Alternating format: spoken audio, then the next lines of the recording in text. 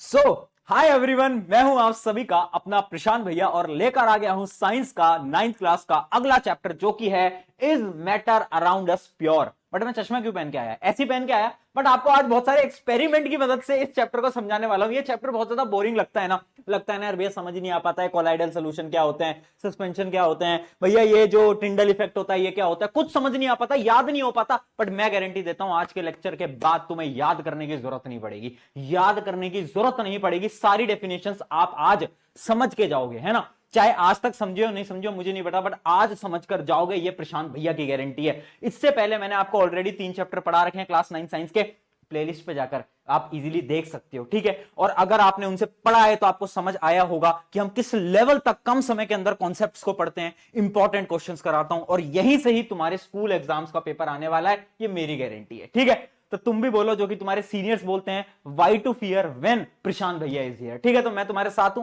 जब तक मैं साथ हूं डरने वाली बात नहीं है। इतना पढ़ा दूंगा कि कम समय के अंदर अच्छी चीजें समझ आएंगी, डीपली समझ आएगा, पेपर में एक सवाल नहीं छूटेगा, इतना मैं पढ़ा दूंगा, ये मेरी गारंटी है। बस काम तुम्हें ये करना पड़ेगा, इसके नोट्स में टेलीग्राम या फिर डिस्क्रिप्शन में दे दूंगा, वो नोट्स आपको एक बार रीड करने पड़ेंगे, बस उतना करोगे काम बन जाएगा, नंबर एकदम फुल आ जाएंगे। चलो भाई स्टार्ट करते हैं। पहला जो मेरी चीज है कि यार इसके अंदर हम कौन कौन से टॉपिक्स करने वाले हैं ना, बहुत सारे इसके टॉपिक्स होते हैं, जिसकी क्लासिफिकेशन ऑफ मैटर। देखो मैटर जो है वो हमने पहले चैप्टर के अंदर पढ़ा था। मैटर क्या होता था? हाँ बोल भाई, मैटर क्या होता था? Anything that has mass and occupy space. बात सही है भैया, याद है याददाश्त में एकदम, बहुत बढ़िया बेटा। तो मैटर के बारे में पता है। आज उसी मैटर के बारे में हम जानेंगे कि मैटर यार प्योर है इम्प्योर है, अगर प्योर है तो कैसा है, इम्प्योर है तो कैसा है। उसके अलावा बहुत सारी नई चीजें भी पढ़ेंगे, कोलाइडल सोल्यूशन वगैरह वगैरह वगैरह वगैरह, फिजिकल चेंज, केमिकल चेंज, सारी चीजें जितना आपके लेटेस्ट सिलेबस के अकॉर्डिंग है वो सब हम पढ़ेंगे। तो एकदम फटाफट से शुरू करते हैं। पहला सवाल मैं आपसे पूछता हूं जो कि है कि भाई प्योर होता क्या है, प्योर शब्द का मतलब क्या है। जैसे कि आपके घर के अंदर आता है भाई दूध, है ना, तो मम्मी बोलती है कि यार घर में ना शुद्ध दूध आ रहा है ना, शुद्ध दूध आ रहा है। शुद्ध जो वर्ड है, प्योर जो वर्ड है, उसका क्या मतलब होता है ना। आप ये पूछ सकते हो कि भैया अगर मिल्क प्योर है, इसका मतलब है कि मिल्क पूरी तरीके से प्योर है। हमारे घर में जो मिल्क आ रहा है क्या वो प्योर है? मैं बोलूंगा तुम्हारी मम्मी के अकॉर्डिंग तो वो प्योर है, बट साइंस के अकॉर्डिंग वो प्योर नहीं है। साइंस की डेफिनेशन एकदम अलग है। साइंस बोलती है कि प्योर वो नहीं है जो कि तुम सोचते हो, ये अलग है। कैसे अलग है समझाऊंगा, टेंशन मत लो, टेंशन मत लो। बट समझाने से पहले अपनी एनर्जी लेवल, अपना जोश लेवल एकदम हाई रखना। और जोश मीटर अपना कमेंट भी कर दो कि कितनी एनर्जी, 100 में से जोश मीटर कितना है, फटाफट से अभी कमेंट करके चैट में मुझे बता भी दो, क्योंकि एनर्जी बहुत जरूरी है बेटा।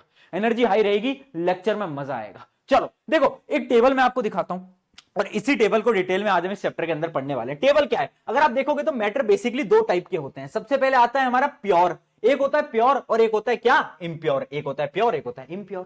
प्योर क्या होता है डिटेल में पढ़ेंगे, बट प्योर के भी 2 टाइप होते हैं, एलिमेंट, कंपाउंड। एलिमेंट के 3 टाइप होते हैं, मेटल, नॉन मेटल, मेटल, सब डिटेल में पढ़ेंगे बेटा, टेंशन मत लो। और ये जो इम्प्योर सब्सटेंस होते हैं ना, इनको हम बोलते हैं मिक्सचर। मिक्सचर 2 चीजों को मिक्स कर देंगे, है ना। ये 2 टाइप के होते हैं, होमोजीनस और हेट्रोजीनस। डिटेल में पढ़ेंगे, टेंशन की कोई बात नहीं है। चलो किससे शुरुआत करें, क्या बोलते हो? प्योर सब्सटेंस से शुरुआत करें, प्योर सब्सटेंस से शुरुआत करें। केमिस्ट्री की डेफिनेशन में, साइंस की डेफिनेशन में भैया प्योर क्या होता है यार? भैया ये बता दो। हमारा आपने बोल दिया दूध प्योर नहीं है यार, मम्मी को बुरा लग गया, तब क्या? मम्मी तो सोचती थी कि दूध एकदम शुद्ध है। नहीं नहीं बेटा, शुद्ध नहीं है। प्योर की डेफिनेशन देखो, प्योर है, pure substance are defined as the substance that are made up of only 1 type of atom और 1 टाइप ऑफ मॉलिक्यूल। जो कि एक टाइप की चीजों से बनते हैं, उनको हम बोलते हैं क्या? उनको हम बोलते हैं प्योर। दूध के अंदर तो बेटा बहुत सारी चीजें होती हैं, कैल्शियम, विटामिन, मतलब बहुत सारे मॉलिक्यूल्स होते हैं, है ना। तो इसका मतलब क्या है कि जो आपका जो दूध है वो प्योर नहीं है। नहीं है भैया, स्कैम हो गया, स्कैम। प्योर क्या है? प्योर वो चीज है जो कि एक टाइप की चीज से बना है, जैसे कि पानी। पानी प्योर है, क्यों? क्योंकि भाई पानी तो एक जैसा है ना। पानी को कभी भी तुम केमिकली लिखोगे तो पानी को लिखोगे तो H2O ही ना, है ना। कभी तुम्हारे घर में पानी H2SO4 तो नहीं आता ना, केमिकली तो यही आता है ना, H2O। अगर H2SO4 तुम्हारे घर में पानी आ रहा है बेटा, गड़बड़ है, तुम्हें एसिड पिलाई जा रही है, याद रखें। तो देखो आपको पता है पानी तो पानी रहता है, मतलब वो एक प्योर सब्सटेंस है। अब भैया हम कैसे पहचानेंगे यार क्या प्योर है क्या इम्प्योर है? थोड़ा कुछ बता तो दो, कुछ डेफिनेशन तो दो, कुछ कैरेक्टरिस्टिक्स तो दो, कैसे पहचाने? मैं तुम्हें बोलता हूं कैरेक्टरिस्टिक्स याद करने का एक सिंपल सा तरीका है जो कि है CID। CID क्या है भैया? यार CID आता था, दया दरवाजा तोड़ दो, वही वाला CID ना ना ना, वो वाला नहीं। ये देखो, ये अलग CID है। आपको बस CID याद रखना है। C से है कंसिस्टेंट प्रॉपर्टीज, यानी जितने भी प्योर सब्सटेंसेस हैं उनकी प्रॉपर्टीज कंसिस्टेंट हैं, यानी सेम है। कंसिस्टेंट क्या होता है? लगातार। जैसे कि तुम तो कंसिस्टेंट पढ़ाई कर नहीं पाते हो, 2 मिनट पढ़ते हो मोबाइल फोन खोल लेते हो, तुम कंसिस्टेंट नहीं हो। बट बेटा प्योर जो सब्सटेंसेस होते हैं वो कंसिस्टेंट रहते हैं, उनकी प्रॉपर्टी सेम रहती है। कैसी प्रॉपर्टी? जैसे कि यार उनका boiling point, melting point, density, colour सब कुछ सेम रहता है, बदलते नहीं है, बदलते नहीं है, ठीक है, ये एकदम सेम रहते हैं। आई से क्या है बेटा? आई से है इनसेपरेबिलिटी। ध्यान से देखना, इनसेपरेबिलिटी का मतलब क्या है? अलग अलग नहीं हो पाते फिजिकल मीडियम से। इमेजिन करो तुम्हारे पास पानी है, पानी क्या है? H2O। अब मैं तुम्हें बोलूं इस पानी का हाइड्रोजन मुझे अलग कर दे, ऑक्सीजन मुझे अलग कर दो, और वो भी किसी फिजिकल प्रोसेस से, मतलब केमिस्ट्री का यूज मत करो, केमिकल प्रोसेस का यूज मत करो, फिजिकल प्रोसेस से कर दो। तू पानी को खींच और बोल उसको कि यार हाइड्रोजन मेरे पास आ जा, ऑक्सीजन मेरे पास आ जा, आएगा कभी? नहीं आएगा भाई। कैसी बात कर रहे हो भैया, पॉसिबल ही नहीं है। वही तो बात है। मतलब याद रखना कि जो प्योर सब्सटेंसेस होते हैं वो इनसेपरेबल होते हैं बाय फिजिकल। क्या? By physical mean. कोई भी फिजिकल प्रोसेस से उन्हें अलग नहीं किया जा सकता। अगला देखते हैं, अगला है डी से क्या है? डेफिनेट कंपोजिशन, यानी उनका एक डेफिनेट और यूनिफॉर्म कंपोजिशन होता है ना, है ना। जैसे कि आप देख सकते हो, अगर आप H2O को देखो तो 2 हाइड्रोजन 1 ऑक्सीजन से कंबाइंड हैं। तो ये क्या है? ये कंपोजिशन है कि 2 हाइड्रोजन हमेशा 1 ऑक्सीजन से कंबाइन होंगे। कभी ऐसा नहीं होगा कि 4 हाइड्रोजन 1 ऑक्सीजन से कंबाइन हो रहे हैं, ऐसा कभी नहीं हो सकता। हमेशा होगा तो ऐसा ही। तो एक डेफिनेट कंपोजिशन होता है। तो याद रखेंगे CID। कोई भी पूछे चलते फिरते कि भाई बता दो यार प्रॉपर्टीज हैं प्योर सब्सटेंस की, तो बोल देना CID, काम खत्म। चलो आगे बढ़ते हैं। अब देखते हैं कि भैया प्योर सब्सटेंसेस कितने टाइप के होते हैं। 2 प्रकार के होते हैं, 2 प्रकार के। कौन से 2 प्रकार हैं? पहला है अपना एलिमेंट और दूसरा अपना कंपाउंड। एलिमेंट क्या है? एलिमेंट है बेटा तुम्हारी तरह जिंदगी में अकेला, तन्हा, इसके पास कोई और नहीं है, बेचारा अकेला है। कैसे? देखते हैं। एलिमेंट जो है, element is basic form of matter that can not be broken down into simpler substances by chemical reaction. Element वो है जो कि हमेशा अकेला है, और जो अकेला होता है ना बेटा उसको कोई तोड़ नहीं सकता, है ना। जो जिंदगी में अकेला है उसको कोई तोड़ नहीं सकता, क्योंकि उसके पास कुछ खोने को नहीं है। सिमिलरली जो अकेला अपना एलिमेंट होता है, जैसे कि मान लो अकेला आयरन है, अब आयरन को तुम और ब्रेक डाउन नहीं कर सकते, आयरन हमेशा आयरन ही रहेगा। चाहे आयरन को तुम ऐसे तोड़ दो, 2 टुकड़ों में कन्वर्ट कर दो, बट आयरन तो आयरन ही रहेगा, आयरन बदल नहीं सकता, ठीक है। तो क्या होता है एलिमेंट? एलिमेंट वो होता है जो कि एक बेसिक फॉर्म है मैटर की, जो कि कभी भी तोड़ी नहीं जा सकती। सारे एलिमेंट्स होते हैं, आयरन होता है, गोल्ड होता है, सिल्वर होता है, सारे आपके जितने भी एलिमेंट्स होते हैं। आगे देखते हैं कंपाउंड्स। कंपाउंड्स क्या होते हैं? कंपाउंड्स होते हैं बेसिकली 2 या 2 से ज्यादा एलिमेंट्स जब आ जाते हैं, साथ में मिल जाते हैं, उसको हम बोलते हैं क्या? कंपाउंड। जैसे कि पानी, पानी में देखो हाइड्रोजन एक एलिमेंट, ऑक्सीजन एक एलिमेंट, दोनों आकर मिल गए, क्या बनाया? पानी। यानी ये क्या है? ये है अपना कंपाउंड। ऐसे ही एक और एग्जांपल देता हूं, CO2, ये भी क्या है? अपना कंपाउंड। एलिमेंट, कंपाउंड, डिफरेंस, समझ आ गया। अभी और डिटेल में पढ़ेंगे कंपाउंड के बारे में, बट सबसे पहले इस एलिमेंट भैया को उठाते हैं और इनसे बातचीत करते हैं। भाई कैसे हो? हाँ भाई कैसे हो? चल रहे हो? क्या तुम्हारी जिंदगी में चल रहा है? तो चलो सबसे पहले एलिमेंट को देखते हैं अपन। देखो एलिमेंट बेसिकली 3 टाइप के होते हैं। कौन कौन से? एक होता है हमारा मेटल, एक होता है अपना नॉन मेटल, और एक होता है अपना मेटलॉइड्स। मेटल क्या होते हैं? अरे यार सबको मालूम है यार भैया, ये क्या बता रहे हो, बट बताना पड़ता है। देखो अगर आप इस पीरियोडिक टेबल को देखोगे, देखो पीरियोडिक टेबल याद करने की जरूरत नहीं है, बहुत सारे ट्यूशंस के अंदर याद कराया जाता है, बट नहीं याद करते कोई फर्क नहीं पड़ता। हाँ 11th में जाकर याद करनी पड़ेगी, बट अभी कोई याद मत करो, चल जाएगा। मेटल्स क्या होता है? जैसे आप ये देख सकते हो, ये जो पूरी लाइन है, ये जो पूरी लाइन है, ये क्या है? ये आपके मेटल्स हैं। और नॉन मेटल्स कहां पर है? यहां पर। और जो बीच में है वो क्या है? वो है मेटलॉइड्स। तो मेटल्स क्या होते हैं? बेसिकली मेटल्स की कुछ प्रॉपर्टीज होती हैं, है ना। हम कैसे पहचानेंगे कि मेटल है या नॉन मेटल? अगर मान लो मैं तुम्हें कुछ दे दूं और मैं तुमसे बोलूं कि बताओ ये मेटल है या नॉन मेटल, तो तुम कैसे पहचानोगे? तो चलो कुछ प्रॉपर्टीज को डिस्कस करते हैं। सबसे पहले मेटल की प्रॉपर्टी देखते हैं। पहली प्रॉपर्टी, मेटल इज लस्ट्रस, यानी शाइनी। देखा है ना, आयरन, आयरन क्या होता है? चमकता है, थोड़ा बहुत तो चमकता है। सिल्वर चमकता है, गोल्ड चमकता है, क्या ये सब मेटल हैं? मेटल तो मेटल शाइनी होता है मेजरली, ठीक है। उसके अलावा metal conduct heat and electricity. आपकी जो वायर होती है ना बेटा, शॉक लगा, वो पता है किसकी बनी होती है? कॉपर की। कॉपर क्या है? कॉपर है एक मेटल। बहुत बढ़िया। तो क्या होता है? हीट एंड इलेक्ट्रिसिटी को कंडक्ट करता है। उसके अलावा मेटल है सिल्वर ग्रे या फिर गोल्ड येलो कलर, यानी या तो सिल्वर ग्रे कलर का होता है जैसे कि आपका आयरन, या फिर उसका जो कलर होता है वो कैसा होता है? आपका येलो कलर होता है, येलो गोल्डन, मतलब गोल्ड टाइप का कलर, ठीक है। चलो अब देखो 3 और मोस्ट इंपॉर्टेंट प्रॉपर्टीज हैं। ये 3 प्रॉपर्टीज बहुत इंपॉर्टेंट है, स्टार मार्क कर लो, यहां से सवाल पक्का आता है। पहली प्रॉपर्टी है मैलिएबिलिटी, दूसरी है डक्टिलिटी, और तीसरी है हमारी सोनोरस। सोनोरस है ना। तीन मेन प्रॉपर्टीज हैं हमारी मेटल की, जिसको मैं बोलता हूं एसडीएम। एसडीएम नहीं होता, सब डिस्ट्रिक्ट मजिस्ट्रेट होते हैं ना, जो कि आपके डिस्ट्रिक्ट के एक सब मजिस्ट्रेट होते हैं, वैसे एसडीएम। एसडीएम से याद कर सकते हैं तीन मेजर प्रॉपर्टीज। पहली क्या है, एच से है सोनोरस। सोनोरस का क्या मतलब होता है, तुम्हारे स्कूल में वो पुराने जमाने वाली बेल लगी हुई है, हमारे में तो थी जब मैं स्कूल जाता था, वो आते थे एक भैया और वो टन टन टन टन टन टन करते थे, है ना। तो मेटल को जब मारा जाता है तो मेटल एक आवाज देता है, एक साउंड देता है। नॉन मेटल नहीं देता। नॉन मेटल क्या होता है, नॉन मेटल होता है, इमेजिन करो कार्बन, कार्बन को मारोगे तो कार्बन टूट जाएगा, है ना। सिर्फ मेटल देता है। तो यानी मेटल ऑलवेज प्रोड्यूसेस अ रिंगिंग साउंड, जब भी मारते हैं तो रिंगिंग साउंड बनाता है, उसको हम बोलते हैं सोनोरस। ठीक है, अगला देखते हैं। अगला है हमारा डी से डक्टिलिटी। डक्टिलिटी क्या होता है, it is the property of a metal to get converted into wire. मतलब एक मेटल को लो और उसको एक पतली वायर के अंदर कन्वर्ट कर दो, उसको हम बोलते हैं क्या, उसको हम बोलते हैं क्या, डक्टिलिटी। लास्ट प्रॉपर्टी आ जाती है हमारी मेलेबिलिटी। मेलेबिलिटी क्या होती है, एक मैंने मेटल को लिया, मैं लाया हथौड़ा, ठीक है, थॉर वाला हथौड़ा, और ले मैंने मारा जोर जोर से, जोर जोर से, और मैंने उसको पतली थिन शीट्स के अंदर कन्वर्ट कर दिया। अगर मैंने कर दिया तो क्या होगा, उसकी प्रॉपर्टी बन जाएगी क्या, मेलेबिलिटी। मेलेबिलिटी का क्या मतलब होता है, we can hammer metals and form it into thin sheets, यानी property of metal to get converted into thin sheets. तो याद रखेंगे SDM are the three major properties of metal. और ये सिर्फ मेटल के पास है, नॉन मेटल को नहीं देता है प्रॉपर्टी, ना ना ना ना ना, नॉन मेटल नहीं है। नॉन मेटल के पास इन तीनों में से कोई भी प्रॉपर्टी नहीं होती, कोई प्रॉपर्टी नहीं होती। चलो नॉन मेटल के बारे में बात कर लेते हैं। Non metal they display variety of colours, बहुत अलग अलग कलर के होते हैं नॉन मेटल। उसके अलावा दे आर पुअर कंडक्टर, एक तो कंडक्ट नहीं करते इलेक्ट्रिसिटी को, हीट को, किसी को कंडक्ट नहीं करते भैया। उसके अलावा क्या है, they are not lustrous, sonorous, malleable. तीनों में सब कुछ भी नहीं है भैया। एग्जाम्पल क्या है, कार्बन है, ऑक्सीजन है, नाइट्रोजन है, ये सब क्या है, जो गैस आप देख रहे हो ये सब क्या है, ये सब है आपके नॉन मेटल्स। ठीक है, अब लास्ट आ जाता है मेटोलॉइड। मेटोलॉइड कुछ नहीं है, देख ये मेटल, ये नॉन मेटल, बीच में बेचारा मेटोलॉइड फंस गया। तो मेटोलॉइड को एक हाथ से मेटल खींच रहा है, एक से नॉन मेटल, तो कभी वो मेटल की प्रॉपर्टी दिखा रहा है, कभी नॉन मेटल की दिखा रहा है, कभी मेटल की, कभी नॉन मेटल की। ये डांस क्यों कर रहा हूं मैं ठीक है, तो मेटलॉइड क्या होता है, element that having intermediate properties between those of metal and non metal are called metalloid. ठीक है, यहां तक क्लियर है। चलिए आगे बढ़ते हैं। एग्जाम्पल क्या है, एग्जाम्पल है बोरोन, सिलिकॉन, जर्मेनियम, ये इसका एग्जाम्पल है, एग्जाम्पल याद रखना बेटा। चलिए आगे बढ़ते हैं। अब आ जाता है कंपाउंड।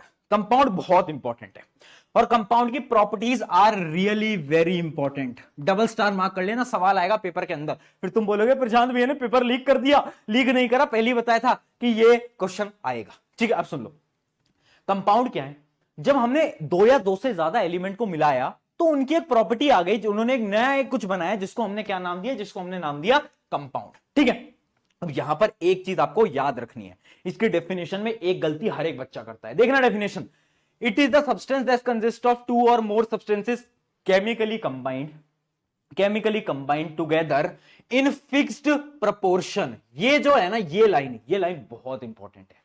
मतलब जब कंपाउंड बनते हैं ना तो फिक्स्ड प्रोपोर्शन में होते हैं। मतलब मान लो दो एलिमेंट हैं, वो दोनों एलिमेंट जब मिलेंगे ना तो वो एक फिक्स्ड प्रोपोर्शन के अंदर मिलेंगे, कि ये एलिमेंट आएगा और ये 2 ग्राम मिलेगा, ये एलिमेंट आएगा ये 4 ग्राम मिलेगा, और दोनों ने मिलकर एक नया कंपाउंड बनाया। मतलब एक फिक्स्ड प्रोपोर्शन है। अगर वो प्रोपोर्शन फिक्स्ड नहीं होगा तो कंपाउंड नहीं बनेगा। कंपाउंड हमेशा तब मिलेगा जब एक फिक्स्ड प्रोपोर्शन होगा। ये समझ नहीं आया, एक एग्जांपल से समझाओ। एग्जांपल से समझते हैं, हम पानी के एग्जांपल से समझते हैं कि मैं क्या कहना चाह रहा हूं। चलो पानी के एग्जांपल से समझते हैं। देखो पानी एक कंपाउंड है, सबको मालूम है। अब देखो पानी जब बन रहा होता है ना तो एक यूनिट होता है, ध्यान से समझना। हाइड्रोजन का जो मास होता है वो होता है 1 AMU। अगर तुम्हें अभी AMU नहीं पता टेंशन मत लो, 11th में जाकर पढ़ते हो, अभी बस समझ लो। ठीक है, और ऑक्सीजन का होता है 16 AMU। तो क्या होता है, दो हाइड्रोजन आते हैं यानी 2 AMU आते हैं, और ऑक्सीजन के आते हैं 16 AMU, यानी जो रेशियो होता है वो बनता है 1:8। जब भी हाइड्रोजन और ऑक्सीजन के मासेस का रेशियो ये होगा ना तभी पानी बनेगा। अगर ये रेशियो थोड़ा सा भी हिल गया ना, अगर इमेजिन करो थोड़े से ज्यादा ऑक्सीजन आ गए, मान लो ये हो गया 1:9, तो कभी भी पानी नहीं बनेगा। Compound can never be formed, यानी एक फिक्स्ड प्रोपोर्शन होना चाहिए। अगर एक फिक्स्ड प्रोपोर्शन नहीं होगा ना तो कभी भी पानी नहीं बन पाएगा, कोई भी कंपाउंड नहीं बन पाएगा। और सबसे बड़ी प्रॉपर्टी यही है, कंपाउंड की कि फिक्स्ड प्रोपोर्शन में हमेशा एक कंपाउंड बनता है। चलिए अब कुछ इंपॉर्टेंट प्रॉपर्टीज के बारे में बात करते हैं कंपाउंड की। तीन इंपॉर्टेंट प्रॉपर्टी है, ध्यान से समझना। पहली प्रॉपर्टी क्या है? These substances are chemically combined with each other in the fixed proportion. मैंने आपको बता ही दिया, केमिकली कंबाइन करते हैं, है ना, केमिकली कंबाइन करते हैं। अच्छा एक मैं आपसे बस एक क्वेश्चन पूछना चाहता हूं, आप खुद बताना चैट के अंदर। इमेजिन करो मैंने पानी लिया और उसके अंदर मैंने चीनी को घोल दिया, तुम्हें क्या लगता है, क्या अब कंपाउंड बना? नहीं बना बेटा कंपाउंड। क्यों नहीं बना? क्योंकि मैंने केमिकल प्रोसेस के थ्रू नहीं जोड़ा, मैंने तो पानी लिया उसमें चीनी मिला दिया, ये क्या है? एक फिजिकल प्रोसेस है। बट कंपाउंड कब बनते हैं? जब केमिकल कुछ प्रोसेस होता है, तब बनते हैं भाई कंपाउंड, तो याद रखना। ठीक है, अब देखना दूसरी प्रॉपर्टी क्या है। दूसरी प्रॉपर्टी है the properties of compound are different from the its constituent. मतलब समझाता हूं, देखो बड़ी एक इंटरेस्टिंग चीज बताने जा रहा हूं, आपका दिमाग ऐसे टक टक टक कर देगा, मजा आ जाएगा जीवन में। देखो हाइड्रोजन जो है, हाइड्रोजन की प्रॉपर्टी क्या है? हाइड्रोजन ना बहुत ज्यादा फ्लेमेबल गैस है। मतलब हाइड्रोजन ना अगर नेचर में जाएगी ना तो हाइड्रोजन बहुत जल्दी फट जाती है, आग लग जाती है ना। और ऑक्सीजन क्या करती है? ऑक्सीजन गैस कैसी है? ऑक्सीजन जो गैस है ना, अगर ऑक्सीजन आई तो आग बल्कि ज्यादा बढ़ेगी, है ना। ऑक्सीजन से क्या बढ़ती है? आग ज्यादा बढ़ती है ना। बट देखो कि कैसा खेल है इस पूरी प्रकृति का, कि जब ये दोनों मिल जाते हैं और जब पानी को मिला लेते हैं तो पानी का काम क्या होता है? पानी आग बुझाया करती है। तो मतलब ये दोनों कहते हैं शैतान आदमी, बट दोनों जब मिल गए तो अच्छे आदमी बन गए। तो भाई देख रहे हो कितना अच्छा नियम है। और यही कंपाउंड का नियम होता है, जब एक कंपाउंड बनता है ना तो उसके जो दो एलिमेंट्स होते हैं ना, उन दोनों की प्रॉपर्टी गायब हो जाती है और जो कंपाउंड बनता है उनकी एक नई प्रॉपर्टी होती है, न्यू प्रॉपर्टी इज फॉर्म्ड। और लास्ट देखते हैं, the component of the compound can only be separated by chemical processes। यानी अगर मुझे अब H2O में से हाइड्रोजन और ऑक्सीजन को अलग करना है तो मैं फिजिकल प्रोसेस से नहीं कर सकता, मुझे कोई केमिकल प्रोसेस लगाना पड़ेगा। जैसे एक प्रोसेस होता है इलेक्ट्रोलाइसिस, 10th में जाकर पढ़ोगे, अभी मत पढ़ो, ठीक है। समझ गए? 3 पॉइंट याद रखेंगे, ये तीनों पॉइंट बहुत ज्यादा इंपॉर्टेंट है। यही 3 प्रॉपर्टीज हैं कंपाउंड की याद रखेंगे। चलो आगे बढ़ जाते हैं फटाफट से, ये आपको मैंने बता दिया है। अब आपके मन में एक सवाल, और ये सवाल मेरा आपसे है, classify the following into element, compound and mixture. जल्दी से करें। सोडियम क्या है? सोडियम एक प्रकार का मेटल है, तो ये क्या है बेटा? ये है एलिमेंट। इस पे लगा दूं ई, ये है एलिमेंट, ठीक है बेटा। फिर है सॉइल क्या होता है? सॉइल कोई कंपाउंड है, कोई मिक्सचर है? अरे यार भैया मिक्सचर क्या होता है ये तो बता दो पहले। चलो इस क्वेश्चन को अपन करते हैं, बट उससे पहले आपको एक बार पहले मिक्सचर बता देता हूं कि ये मिक्सचर क्या चीज है। अभी हमने पढ़ा कि भाई एलिमेंट क्या है, अभी हमने पढ़ा कंपाउंड क्या है ना। बट भैया वो मिक्सचर क्या होता है? चलो पहले हम मिक्सचर देख लेते हैं भैया, उसके बाद इस कहानी को समझेंगे। फटाफट से आते हैं मिक्सचर की तरफ। देखो मिक्सचर क्या होता है? Mixture is a impure substance. एक था प्योर, एक था इम्प्योर। जो इम्प्योर है ना वो क्या है? वो है हमारा मिक्सचर। समझ पाए? इम्प्योर क्या है? इम्प्योर है हमारा मिक्सचर, ठीक है। मिक्सचर की डेफिनेशन पढ़ते हैं। If 2 or more substances or element compounds are mixed together in any proportion, किसी भी प्रोपोर्शन में अगर हमने मिक्स करा और उसमें कोई केमिकल चेंज नहीं हुआ, सिर्फ फिजिकल चेंज हुआ, तो उसको हम बोलते हैं क्या? मिक्सचर। क्या? मिक्सचर। यानी मैंने पानी लिया, चीनी ली या फिर नमक लिया, मिला दिया, क्या बन गया? मिक्सचर बन गया। मिक्सचर, नमक लिया मिला दिया, पानी के अंदर मैंने मिट्टी मिला दी, क्या बन गया? मिक्सचर।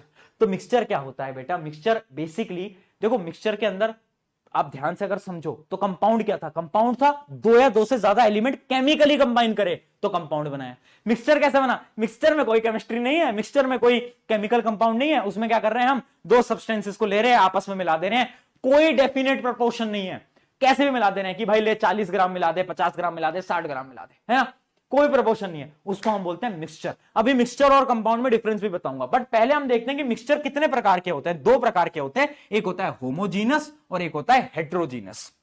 भैया होमो क्या है, हेट्रो क्या है? देखो होमो शब्द से ही तुझे समझ आ रहा होगा कि इसमें एक जैसे पार्टिकल्स होंगे, और हेट्रो में तुझे समझ आ रहा होगा कि इसमें अलग अलग पार्टिकल होंगे। पहले डेफिनेशन पढ़ते हैं, फिर एक छोटा सा एक्सपेरिमेंट भी कर लेंगे। आओ यार देखते हैं।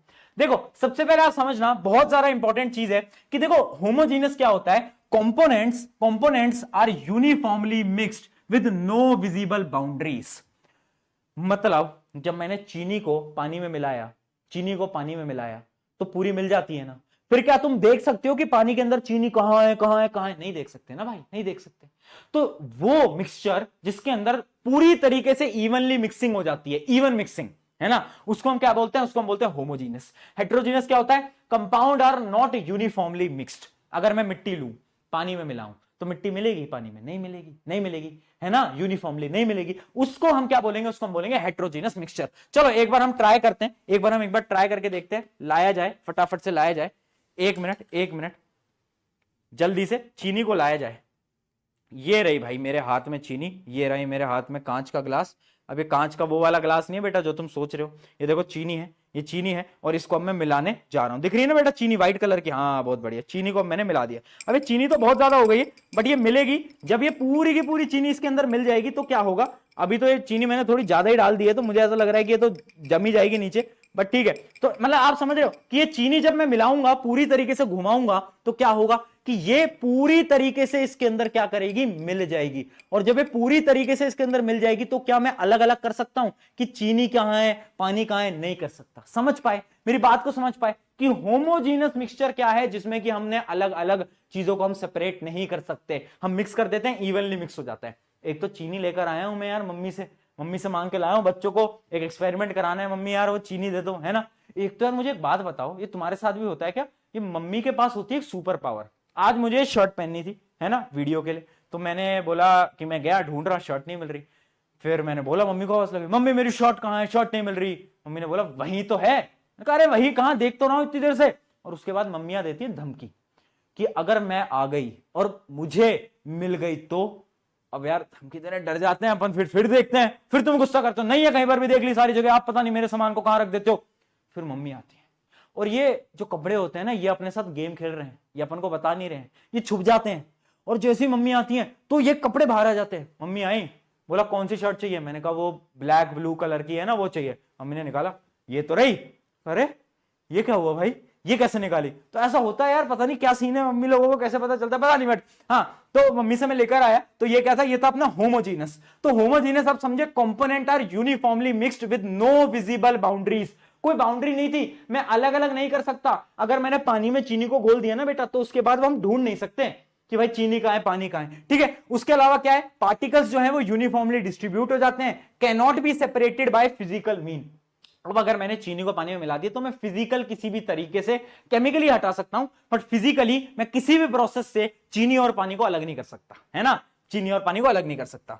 आगे क्या है, the ratio of the composition can very. मैं कितना भी चीनी डाल दूं, मैं कितना भी नमक डाल दूं, फर्क नहीं पड़ता, है ना, कोई फिक्स्ड प्रोपोर्शन नहीं है। अब बात करते हैं हमारे हेट्रोजीनस मिक्सचर के बारे में। हेट्रोजीनस मिक्सचर क्या है, जैसे कि आप अगर मिट्टी को डालो पानी के अंदर, तो वो क्या बन जाता है बेटा, वो बन जाता है एक टाइप का हेट्रोजीनस मिक्सचर। इसको भी मैं आपको 1 मिनट जरा करके दिखाता हूं, 1 मिनट देना, इसको भी मैं आपको करके दिखाता हूं। अब देखो, जैसे कि ये वही ग्लास है जिसके अंदर चीनी मिल चुकी है, ठीक है। अब आप देख सकते हो इसके अंदर चीनी तो नहीं है, बट ये क्या लेकर आया हूं मैं, मिट्टी लेकर आया हूं बेटा, देख रहे हो, सैंड लेकर आ गया हूं मैं तुम्हारे लिए, देखो सैंड वैंड लेकर आ रहा हूं मैं। अब देखो इसको अगर मैं मिलाऊं, ध्यान से देखना बेटा, कांच का ग्लास है, आई होप आपको दिख रहा होगा, आई होप अगर आपको मैं उंगलियां हटाऊं तो दिख रहा होगा कि ये जो है मिट्टी, ये जो है मिट्टी, इसके पार्टिकल्स आपको दिख रहे होंगे, ये देख रहे हो, ये जो है मिट्टी, अगर मैं इसको मिलाऊं तो भी ये नहीं मिलेगी, और ये मिट्टी ऐसे ही नीचे बार बार सेटल हो जाएगी। अगर मैं इसको मिलाऊं तो भी नहीं मिलेगी, और ये नीचे जाकर क्या होगी, देखो सेटल हो जाएगी बार बार।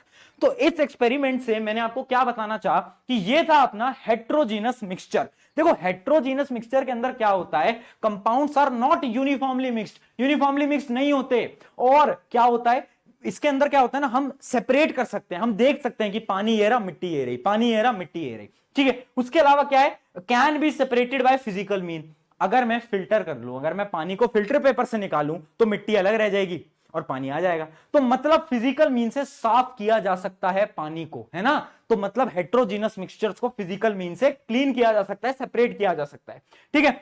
तो ये इसके कुछ एग्जांपल थे। आई होप आपको हेट्रोजीनस होमोजीनस मिक्सचर के बारे में समझ आ गया होगा। मिक्सचर क्या होता है वो क्लियर हो गया, एलिमेंट कंपाउंड मिक्सचर। अब मैं सबसे पहले तो आपको एक चीज दिखाना चाहता हूं कि what is the difference between mixture and compound. Compound और मिक्सचर के बीच में क्या डिफरेंस है, क्योंकि यह बहुत बड़ा सवाल है। क्योंकि देखो एलिमेंट्स को मैंने मिलाया, कंपाउंड बना, मैंने दो चीजों को मिलाया, मिक्सचर बना। डिफरेंस क्या है, डिफरेंस है प्रॉपर्टीज में। ध्यान से समझना, ध्यान समझना।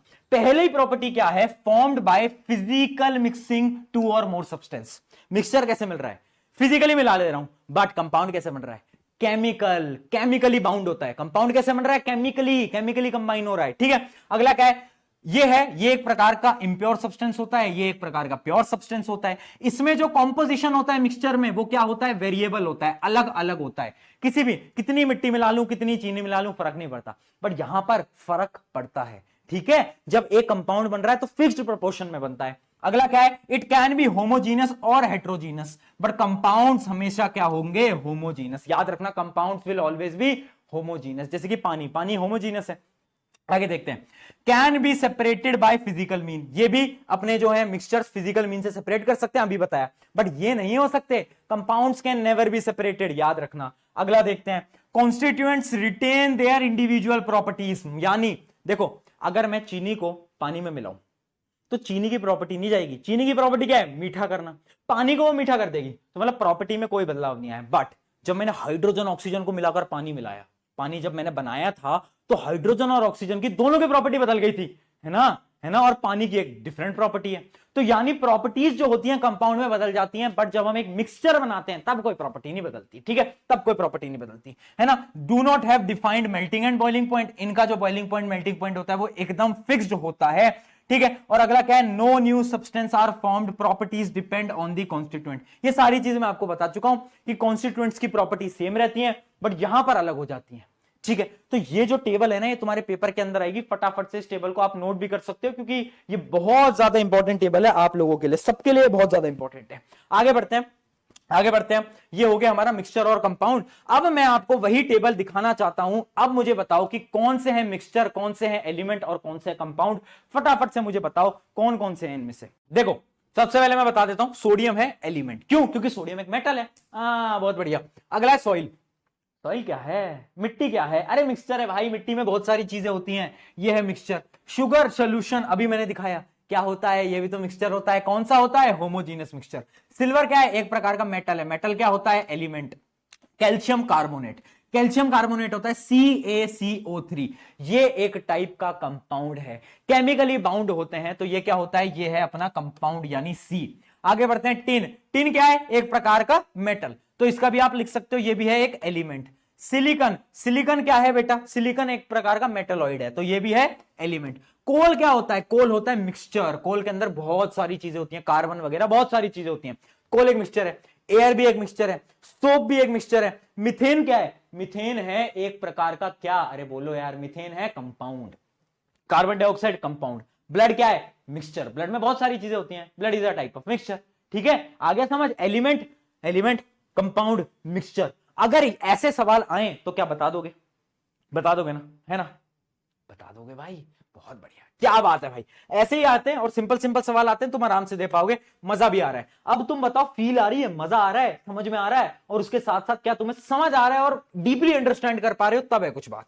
चलिए अब आगे बढ़ते हैं। एक सवाल आता है और ये सवाल बार बार क्वेश्चन पेपर के अंदर आया, बहुत स्कूल्स के अंदर। आर अलॉय मिक्सचर और कंपाउंड। अलॉय क्या होते हैं भैया, हमें तो यही नहीं पता। अरे मैं बता देता हूं, तेरे घर में वो क्या होते हैं, वो तांबे के बर्तन है, ब्रास के बर्तन है, ब्रास के घरों में, कुछ कुछ घरों में होते हैं, है ना। तो ब्रास क्या है, ब्रास एक टाइप का अलॉय है। अलॉय क्या होता है, अलॉय होता है जब हम दो मेटल्स को या फिर नॉन मेटल्स को मिला देते हैं और हम एक नया कुछ बना लेते हैं, नया कुछ चीज बना देते हैं, उसको हम बोलते हैं अलॉय। अलॉय उसको हम बोलते हैं। अब सवाल ये आता है यार, अलॉय भैया क्या होगा, मिक्सचर है कंपाउंड है, क्योंकि इसके अंदर दो मेटल्स मिल रहे हैं, दो एलिमेंट्स मिल रहे हैं। जब भी दो एलिमेंट्स मिलते हैं तो आपने बोला था भैया कंपाउंड बनता है, बट यहां पर कंपाउंड नहीं बनता, यहां पर मिक्सचर बोलते हैं हम अलॉय को। पता है क्यों अलॉय को मिक्सचर क्यों बोलते हैं, क्वेश्चन बार बार पूछा गया है, मैं आपको बता देता हूं। क्योंकि देखो इसके कुछ एक दो रीजन है। सबसे पहला रीजन आप समझना, क्योंकि they retain their properties of constituent elements. मान लो मैंने लिया कॉपर, मैंने लिया जिंक, मैंने दोनों को क्या मिला, मिक्स करा और मैंने एक नया अलॉय बनाया। अब जो अलॉय आएगा ना, उसमें कॉपर की प्रॉपर्टीज भी होंगी, जिंक की प्रॉपर्टीज भी होंगी, और जब कॉन्स्टिट्यूएंट एलिमेंट की प्रॉपर्टी होती है तब हम क्या बोलते हैं, तब है वो मिक्सचर। जैसे कि मैंने पानी में चीनी मिलाई, तो पानी की प्रॉपर्टी भी थी, चीनी की प्रॉपर्टी थी, चीनी की प्रॉपर्टी नहीं बदल गई मिलने के बाद, है ना। तो जब कॉन्स्टिट्यूएंट्स की प्रॉपर्टी नहीं बदलती तब हम क्या बोलते हैं, तब हम उसे मिक्सचर बोलते हैं। इस वजह से alloy is a type of mixture. याद रखना, अलॉय कंपाउंड नहीं है। बहुत लोग कंफ्यूज होते हैं कि अलॉय कंपाउंड है, क्योंकि अलॉय जो होता है ना, वो फिजिकली सेपरेट नहीं किया जा सकता। अगर मैंने एक अलॉय बनाया तो मैं किसी भी फिजिकल चेंज की मदद से उन्हें सेपरेट नहीं कर सकता दोनों मेटल्स को। बट फिर भी अलॉय मिक्सचर है क्योंकि इसके अंदर कॉन्स्टिट्यूएंट्स की प्रॉपर्टीज सेम रहती हैं। और एक और रीजन है इसका बेटा, एक और रीजन है, इसमें कोई भी फिक्स्ड प्रोपोर्शन नहीं होता। जैसे कि मान लो H2 हमने जब बनाया, पानी जब बनाया, तो हमने हाइड्रोजन का एक फिक्स्ड रखा, ऑक्सीजन का एक फिक्स्ड रखा, दोनों का फिक्स्ड रखा। बट यहां पर नहीं होता भैया कुछ भी फिक्स्ड। यहां पर बोलते हैं तुम कितने परसेंट ले लो, 20, 30, 40%। जैसे कि जब हमें ब्रास बनाना है तो ब्रास में हम 30% के अराउंड लेंगे जिंक और 70% कॉपर लेंगे। तो एक ऊपर नीचे भी होता है ना, तो भी अलॉय बन जाता है। तो मतलब एक तो फिक्स्ड प्रोपोर्शन नहीं है, दूसरा कॉन्स्टिट्यूएंट्स की प्रॉपर्टीज सेम रहती हैं। बहुत बढ़िया बेटा, बहुत बढ़िया। आगे बढ़ते हैं, चलो। अब देखो मिक्सचर मैंने आपको बता दिया होमोजीनियस, हेट्रोजीनियस। अब थोड़ा सा और डिटेल में चलें, पढ़ें आगे। चलो देखो, अब अगला मेरा सवाल आ जाता है कि यार होमोजीनियस मिक्सचर को हम क्या बोलते हैं? जो होमोजीनियस मिक्सचर होता है ना, उनको हम बोलते हैं सॉल्यूशंस। क्या बोलते हैं? सॉल्यूशंस। ठीक है, जैसे कि मैंने पानी के अंदर चीनी मिलाई तो मैंने क्या बना लिया? एक शुगर का सॉल्यूशन बनाया, है ना, शुगर का सॉल्यूशन बनाया। तो वो जो सॉल्यूशन है ना, वो कब बोलते हैं हम? जब पार्टिकल का जो नेचर है, पार्टिकल का जो साइज है वो बहुत छोटा है। जब हमने पानी के अंदर चीनी मिलाया, चीनी का साइज कितना छोटा है? जब भी पार्टिकल का जो साइज है वो बहुत ज्यादा छोटा है, जब हम क्या बोलते हैं? जब हम बोलते हैं कि एक सॉल्यूशन बन गया, एक सॉल्यूशन बन गया। बट जब मैंने मिट्टी को मिलाया, मिट्टी का साइज बड़ा था, मिट्टी के पार्टिकल्स का साइज बड़ा था, जब मैंने बड़े बड़े पार्टिकल्स को मिलाया तो ढंग से मिल नहीं पाता, तब पता है क्या बनता है? तब बनता है सस्पेंशन। क्या बनता है? सस्पेंशन। जब मैंने सैंड को पानी में मिलाया, मिल नहीं पाया था, याद है ना? हाँ, तो उसमें मैं क्या बोलूंगा? वो बना था सस्पेंशन। सस्पेंशन क्या होता है? वो एक सोल्यूशन ही है, एक टाइप का सोल्यूशन जिसमें पार्टिकल साइज बहुत बड़ा है। पार्टिकल साइज क्या है? Larger than 100 nanometre. नैनो का मतलब क्या होता है बेटा? 10⁻⁹ ठीक है, नैनोमीटर। उससे बड़ा होगा तो क्या होगा? सस्पेंशन। अगर अगर अगर पार्टिकल का साइज इन दोनों के बीच में है, बीच में मतलब 10⁻⁹ से 10⁻⁷ मीटर, अगर इन दोनों के बीच में है तो क्या बनाएगा? तो वो बनाता है कोलाइडल सोल्यूशन। एग्जांपल क्या है कोलाइडल सोल्यूशन का? एग्जांपल याद रखना। इमेजिन करो मैंने थोड़ा सा मिल्क लिया, दूध लिया, और उस दूध को पानी के अंदर मिला दिया, एक गिलास के पानी में। तो आपने देखा है पानी का कलर भी व्हाइट हो जाता है दूध की तरह। करके देखना आज, है ना? तो वो जो सोल्यूशन बनता है ना, क्योंकि देखो दूध जो होता है वो मिलता नहीं है पूरी तरीके से पानी में, है ना, अनइवनली मिलता है, अनइवनली मिलता है ना, पानी में पूरी तरीके से मिल नहीं जाता, थोड़ा थोड़ा थोड़ा मिलता है, व्हाइट कलर कर देता है पानी का। तो उसको हम क्या बोलते हैं? उसको हम बोलते हैं कोलाइडल सोल्यूशन। क्या बोलते हैं बेटा? Colloidal solution. तो याद रखना 3 प्रकार का होता है। सबसे पहला होता है सोल्यूशन। यह है एक प्रकार का होमोजीनियस मिक्सचर जिसके अंदर क्या होता है? पार्टिकल का साइज बहुत छोटा है, नन्ना मुन्ना, जैसे कि शुगर। एक होता है बहुत ज्यादा बड़ा पार्टिकल साइज, जैसे कि अपना सैंड, मिट्टी, ठीक है, उसको हम बोलते हैं सस्पेंशन। और एक होता है कोलाइडल सोल्यूशन जो कि इन दोनों के बीच का है, ठीक है, जैसे कि मिल्क। आ गया समझ में? तो ये तीनों की तीनों चीजें हैं। अब हमें पढ़ना है एक एक को डिटेल में। इन पे बहुत क्वेश्चन आते हैं, फिर बता रहा हूं, इन पे बहुत क्वेश्चन आते हैं, ठीक है? तो वो जो तुम अभी चैटिंग में लगे हुए हो बेटा, चैटिंग से थोड़ा बाहर आ जाओ, है ना? और नहीं बाहर आ पा रहे तो वो लाइन सुन लो कि दिल ने ये कहा है दिल से, दिल ने ये कहा है दिल से, तुम्हारा कट रहा है फिर से। चलो भाई, ये लाइन सुन के मोटिवेट होते रहा करो बार बार। चैटिंगों से बाहर निकलोगे तुम, वरना तुम चैट में लगे रहते हो, वो पूरे टाइम खाना खाया या नहीं खाया वो सब करते रहते हो तुम। चलो आओ सोल्यूशन को पढ़ते हैं फटाफट से। सोल्यूशन को देखते हैं। तो देखो सोल्यूशन के होते हैं 2 पार्ट्स, एक है सोल्यूट, एक है सॉल्वेंट। यानी पानी था और एक क्या था मेरे पास थी चीनी, शुगर। तो पानी क्या है? पानी है सॉल्वेंट। पानी क्या है? पानी है सॉल्वेंट। यानी the component that dissolves the other component, वो कंपोनेंट जो कि दूसरे कंपोनेंट को अपने अंदर मिला लेगा, उसको हम बोलते हैं सॉल्वेंट। पानी क्या है? सॉल्वेंट है। और चीनी क्या थी? जो कि बहुत कम मात्रा में थी और जो पानी के अंदर जाकर मिल गई, वो क्या है? उसको हम बोलते हैं सॉल्यूट। याद रखना क्या बोलते हैं? Solute. The component that is are dissolved in the solvent. हमेशा याद रखना, जो कम मात्रा में है वो मेरा होगा सॉल्यूट, जो ज्यादा मात्रा में है वो मेरा होगा सॉल्वेंट, ठीक है? जो ज्यादा क्वांटिटी में, जैसे पानी ज्यादा क्वांटिटी में था, शुगर थोड़ी सी थी, तो शुगर क्या हुई? सॉल्यूट। ये क्या हुआ? सॉल्वेंट, ठीक है? तो सॉल्यूट और सॉल्वेंट आपको एकदम क्लियर होने चाहिए। अब मैं आपको बताता हूं कि ये दोनों मिलाकर क्या बनाते हैं? ये दोनों मिलाकर बनाते हैं सॉल्यूशन। यानी अगर मैंने 100 ग्राम पानी लिया, है ना, 100 ग्राम सॉल्वेंट लिया, 100 ग्राम पानी लिया, और मैंने शुगर ली थी 5 ग्राम, 5 ग्राम। तो अब मुझे बताओ जो मेरा ओवरऑल सॉल्यूशन है उसका वजन कितना हुआ? उसका वजन हुआ 100 + 5 यानी 105 ग्राम। समझ गए ना? सॉल्यूट और सॉल्वेंट मिलके बनाते हैं क्या, सॉल्यूशन। अब ये मैंने आपको इसलिए बताया क्योंकि अब हमें कुछ न्यूमेरिकल्स को करना है, अब हमें कुछ न्यूमेरिकल को करना है। पहले क्वेश्चन देखते हैं, identify solute and solvent in 80% solution of ethyl alcohol. देख रहे हो, एल्कोहल भी बनाई है, एल्कोहल भी बनाई है तुम, और मेरे पे वो वाला ग्लास भी है ना। चलो चलो कंसंट्रेट बेटा, कंसंट्रेट। देखो, identify solute and solvent in 80% solution of ethyl alcohol with water. यानी अगर मैं 80% एल्कोहल लूं और 20% पानी लूं तो कौन सॉल्यूट है और कौन सॉल्वेंट है? बोलो, कौन सॉल्यूट है कौन सॉल्वेंट है? अरे भाई, जो ज्यादा वो सॉल्वेंट, जो कम वो सॉल्यूट। तो इस केस के अंदर पानी जो है वो क्या हो जाएगा, सॉल्यूट, क्योंकि ये कम है, और अल्कोहल क्या हो जाएगा, सॉल्वेंट। बहुत बढ़िया बेटा, बहुत बढ़िया, आ गया ना समझ में। चल भाई आगे बढ़ते हैं। अब देखो, कुछ न्यूमेरिकल को समझने से पहले हमें कुछ टर्म्स को समझना पड़ेगा। कुछ टर्म्स है ना, समझ लो। पहली टर्म है कंसंट्रेशन। कंसंट्रेशन पावर होती है ना, जैसे कि आप पढ़ाई पे कंसंट्रेट कर पाते हो। मैं तुमसे पूछूं तुम्हारी कंसंट्रेशन पावर क्या है, तुम कैसे डिफाइन करोगे? तुम बोलोगे मेरी बिना डिस्ट्रैक्टेड हुए पढ़ने की क्षमता, उसको मैं बोलता हूं कंसंट्रेशन। ये बोलोगे ना, बिना डिस्ट्रैक्टेड हुए। सिमिलरली सॉल्यूशंस की कंसंट्रेशन क्या होता है कि कितना सॉल्यूट उसके अंदर डाला जा सकता है। जब मैंने चीनी डाली, पानी में मिलाया, मैं थोड़ी देर मिलाता ना तो मिल जाती, जैसे कि मैंने आपको दिखाया, तो मिल चुकी है वो उसके अंदर, है ना। बट अगर मैं शुगर बार बार डालता जाता तो एक टाइम ऐसा आता है जब उस पानी के अंदर और शुगर नहीं मिल सकती। यानी क्या है, वो है उसकी कंसंट्रेशन, वो है उसकी कंसंट्रेशन। उसके ऊपर शुगर को नहीं मिला सकता पानी। वो बोलता है बस मैं इतना ही शुगर को मिला सकता था, इसके आगे नहीं मिला सकता। तो कंसंट्रेशन क्या हुआ, concentration of a solution is the amount of solute present in the given amount of solution।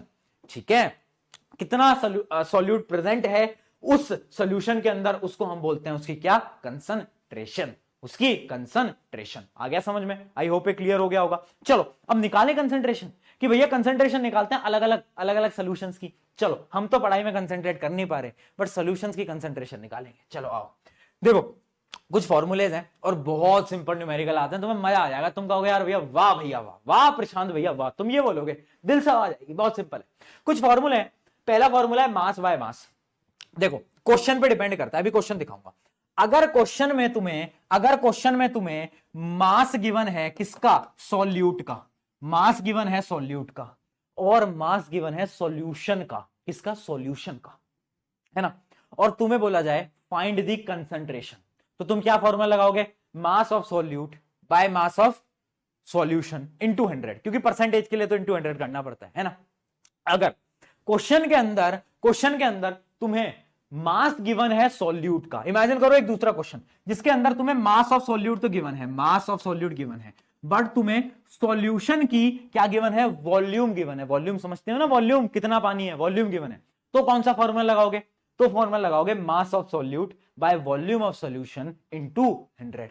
ठीक है, और अगर कोई और न्यूमेरिकल आ जाए जिसके अंदर तुम्हें वॉल्यूम गिवन है किसकी, सॉल्यूट की, और वॉल्यूम गिवन है सॉल्यूशन की, तो कौन सा फॉर्मूला लगाओगे बाबू भैया, सॉल्यूशन, कौन सा फॉर्मूला लगाओगे, volume of solute divide by volume of solution into 100।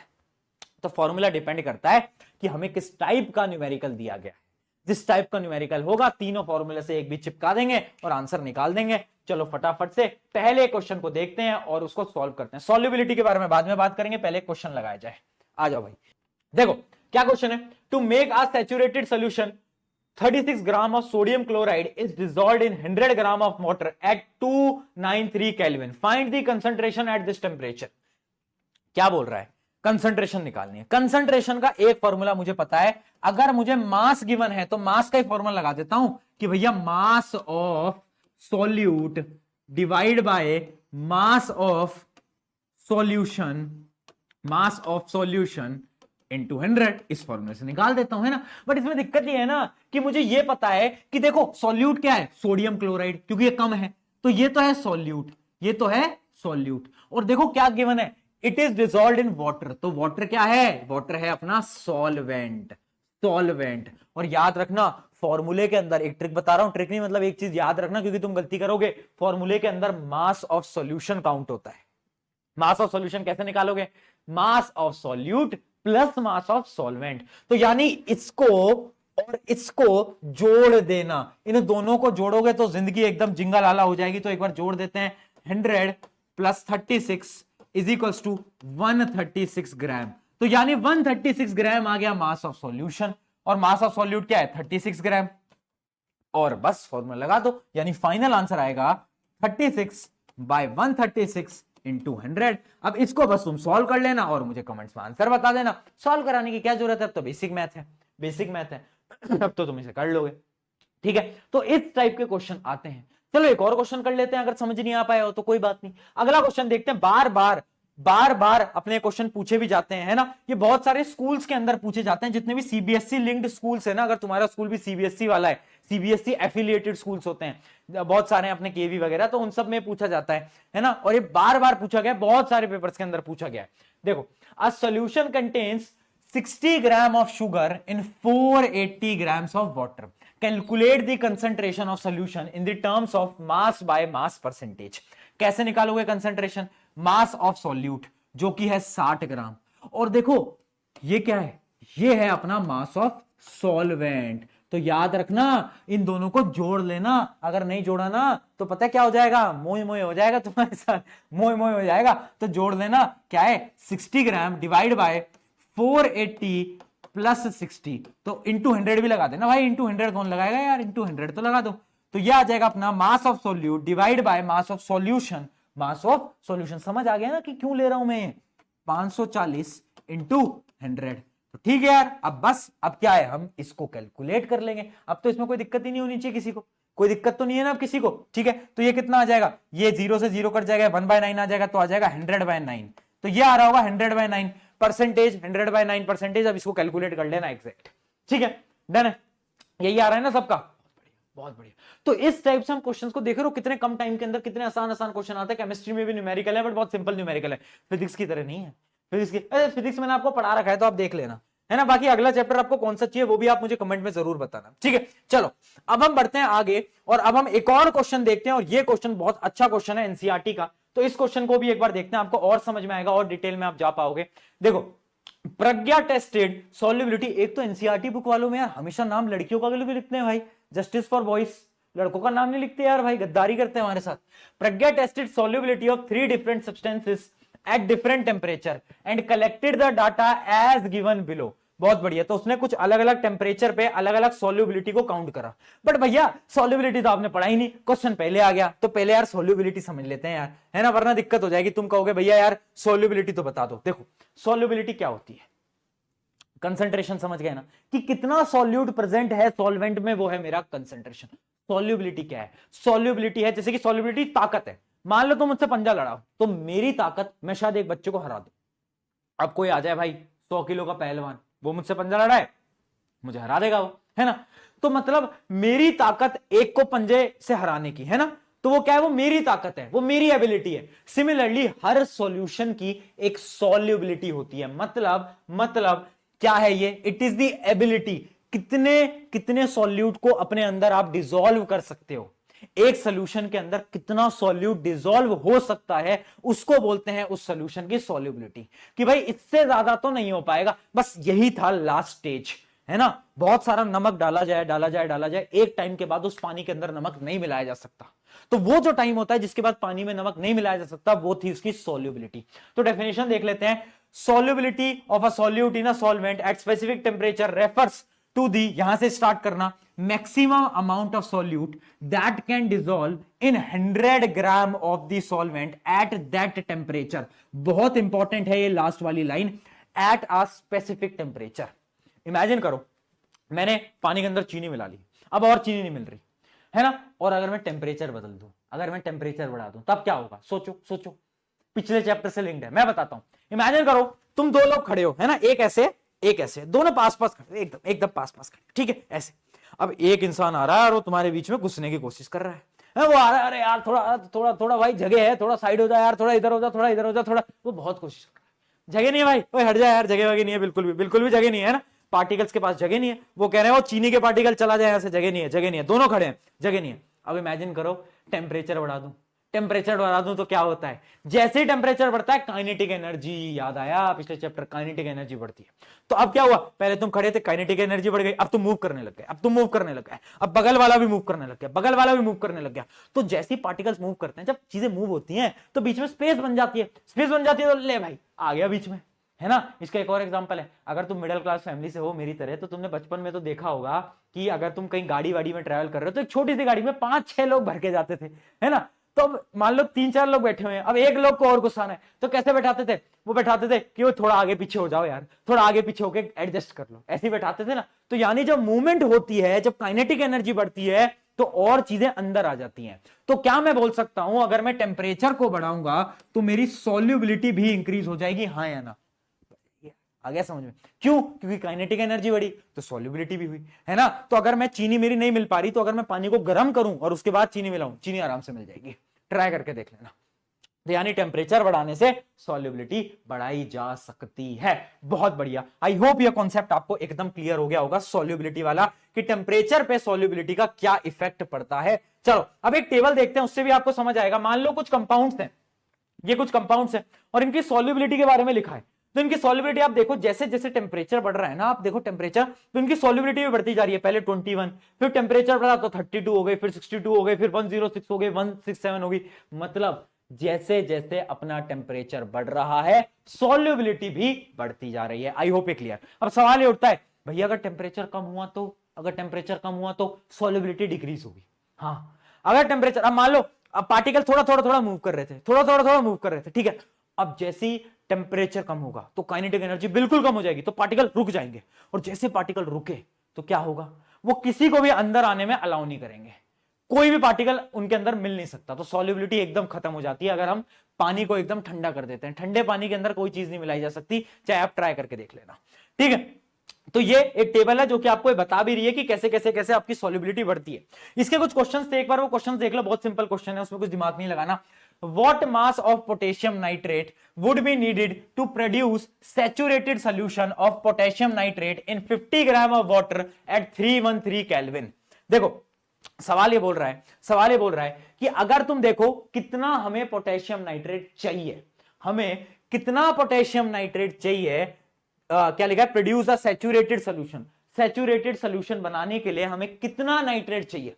अब ये सैचुरेटेड सोल्यूशन क्या होता है, तो आपने अभी ये बताया हमें कि सॉल्युबिलिटी क्या होती है, पर भैया अब आपने सैचुरेटेड सोल्यूशन नहीं बताया, बता दो। देख, जब मैंने चीनी को पानी में मिलाया तो एक टाइम बाद अब पानी में और चीनी नहीं मिला सकते, तो यानी वो टाइम जिसके बाद और चीनी नहीं मिलाई जा सकती और सॉल्यूट्स ऐड नहीं किए जा सकते, उस टाइम पे हम बोलते हैं उस सॉल्यूशन को सैचुरेटेड। मतलब है भर चुका है ये भर चुका है ना। जैसे कि मैं कभी कभार बोलता हूं कि बच्चों का दिमाग सैचुरेटेड हो गया, यानी पूरे दिन तुम इंस्टा रील यूट्यूब शॉर्ट चला रहे, दिमाग में इंफॉर्मेशन बढ़ती जाती है, अब तुम पढ़ाई नहीं कर पाते। क्यों नहीं कर पाते, क्योंकि तुम्हारा दिमाग सैचुरेटेड हो चुका है, भर चुका है। अनसैचुरेटेड सोल्यूशन क्या होता है, वो सोल्यूशन जिसमें और सॉल्यूट को मिलाया जा सकता है, मिक्स कर सकते हैं, अभी टाइम है, मिक्स करो आराम से, है ना। तो उसको हम बोलते हैं अनसैचुरेटेड। सैचुरेटेड, अनसैचुरेटेड, इनकी डेफिनेशन भी वो मैं आपको आगे दिखा दूंगा, ठीक है। अब क्या बोल रहा है, what mass of potassium nitrate would be needed to produce a saturated solution of potassium nitrate in 50 gram of water at 313 kelvin. Table को देखते हैं, उस टेबल का ही सवाल है।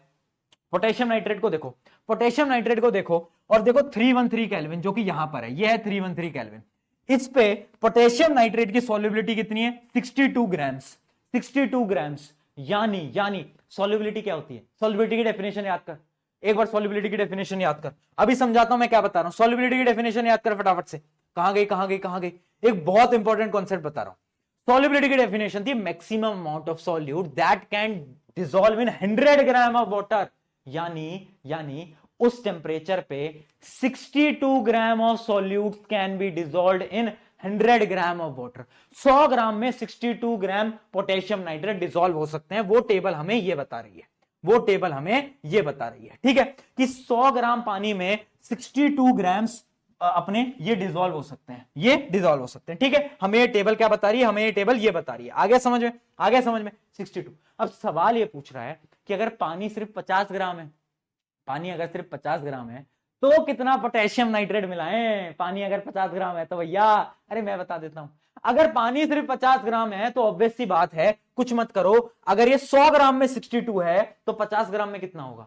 खुद बताओ। अगर अगर 100 ग्राम में 62 ग्राम्स मिल रहा है तो 50 ग्राम में इसका आधा मिलेगा ना, 50 ग्राम में 31 ग्राम्स मिलेगा। हाँ या ना?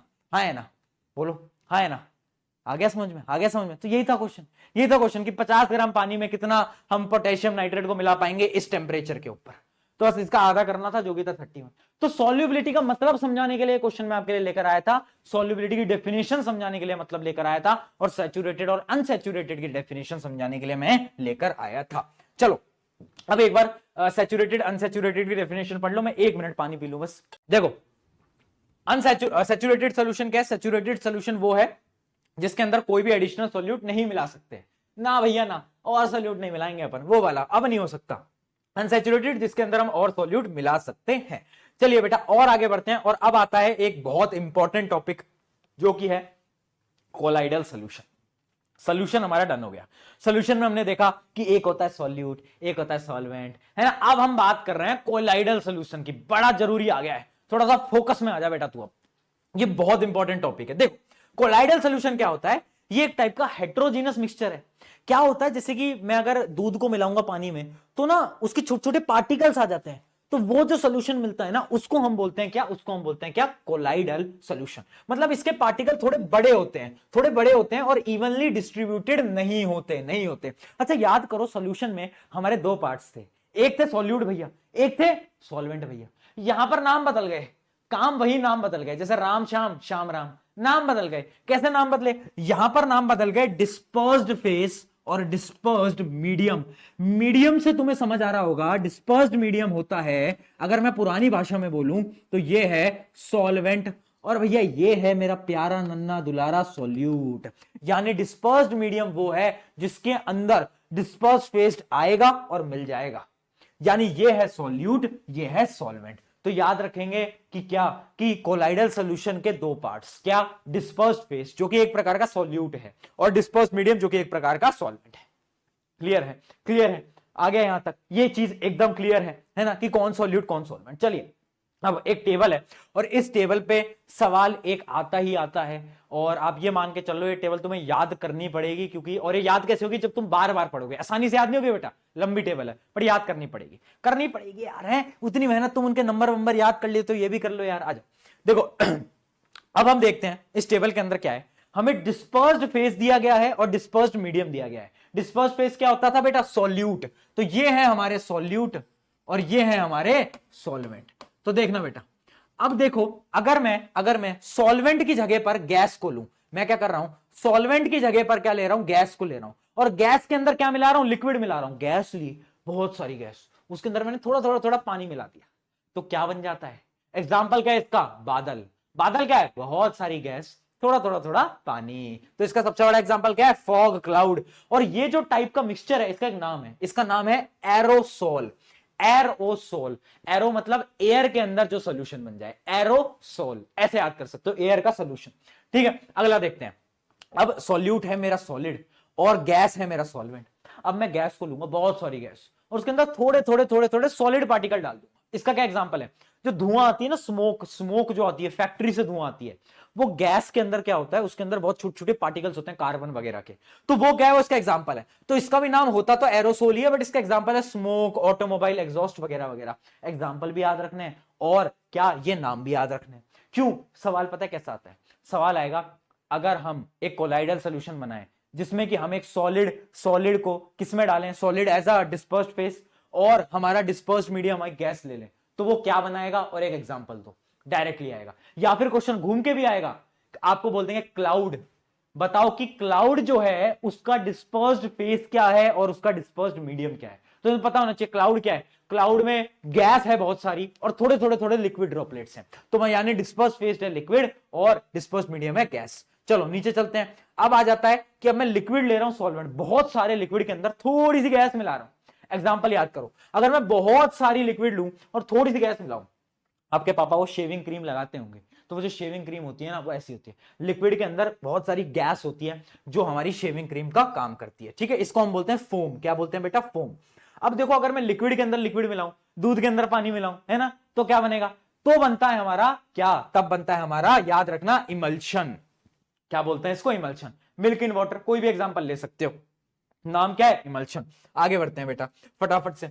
आगे बढ़ेंगे तो हम देखेंगे अब सॉलिड। अब हमने क्या करा, सॉलिड को लिक्विड में डाला, मतलब बहुत सारा लिक्विड था, पानी था बहुत सारा, है ना, और उसके अंदर थोड़ा थोड़ा थोड़ा थोड़ा लिक्विड, थोड़ा थोड़ा थोड़ा सॉलिड डाला, तो क्या बनता है, बताओ क्या बनता है, जल्दी बताओ, एक दो एग्जांपल सोचो। बहुत सारा पानी, बहुत सारा पानी, थोड़ा सा सॉलिड। अरे भैया कीचड़ होती है ना, मड मड मड ऐसी तो होती है। बहुत सारा भैया क्या होता है, बहुत सारा हमारा लिक्विड होता है और उसमें थोड़े थोड़े थोड़े थोड़े मिट्टी के टुकड़े होते हैं, तो वही तो होता है मड। तो इसको हम बोलते हैं, इसको हमारा नाम है सॉल। क्या है, सॉल, SOL। अब अगर मैं लूं बहुत सारा सॉलिड और उसमें थोड़ी सी गैस लगा दूं, थोड़ी सी गैस डाल दूं, तब क्या बनता है, तब बनता है मेरा फोम। यहां पर भी मेरा फोम बनता है। और इसका पता है सबसे अच्छा एग्जांपल क्या है, मैं आपको एग्जांपल देता हूं।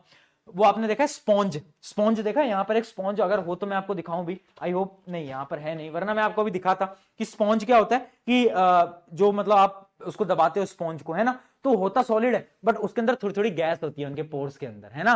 तो जब हम बहुत सारे सॉलिड के अंदर थोड़ी सी गैस डालते हैं तो क्या होता है, एग्जाम्पल है इसका स्पॉन्ज। अगला देखते हैं, अगर मैं बहुत सारे सॉलिड के अंदर क्या डालूं, बहुत सारे सॉलिड के अंदर थोड़ा सा लिक्विड डालूं, बहुत सारे सॉलिड के अंदर थोड़ा सा लिक्विड डालूं, जैसे कि हमारा बटर, चीज, है ना। बटर क्या होता है, बहुत सारे लिक्विड, क्या बहुत सारे सॉलिड के अंदर थोड़ा बहुत लिक्विड होता है, बटर, चीज वगैरह उसका एग्जांपल है। इसको हम बोलते हैं जेल। क्या बोलते हैं, जेल। आगे बढ़ता है, सॉलिड और सॉलिड। अरे सॉलिड और सॉलिड तो कुछ नहीं होता, वो तो हमारा सॉलिड सोल कहलाता है। कुछ भी बोल लो, एक सॉलिड दूसरे सॉलिड में मिला लोगे, जैसे पत्थर अलग अलग होते हैं, है ना, दो पत्थर मिल जाते हैं सॉलिड सॉलिड, दो मेटल मिल जाते हैं साथ में, तो बहुत सारे होते हैं, वो तो अलग अलग चीजें, है ना। तो इसमें हम एग्जांपल है जेमस्टोन, बहुत सारे जेमस्टोन्स होते हैं, पत्थर होते हैं अलग अलग टाइप के, ठीक है। तो ये सारी की सारी टेबल इंपॉर्टेंट थी, मुझे पता है ये याद करने मुश्किल है, बट कभी भी क्वेश्चन आए, जैसे इमेजिन करो, अब तुम खुद मुझे बताना, अब क्वेश्चन आ गया रबड़, रबड़ नहीं, मान लो स्पॉन्ज आ गया, स्पॉन्ज का डिस्पर्स्ड फेस क्या है, डिस्पर्स्ड मीडियम क्या है, तुम कैसे सोचोगे। स्पॉन्ज में सबसे ज्यादा क्या है, स्पॉन्ज में है बहुत सारा सॉलिड, सॉलिड के बीच में गैसेस भरी हुई हैं, यानी डिस्पर्स्ड फेस है गैस, डिस्पर्स्ड मीडियम है सॉलिड। एक और एग्जांपल लेते हैं, एग्जांपल ले लेते हैं मिट्टी का।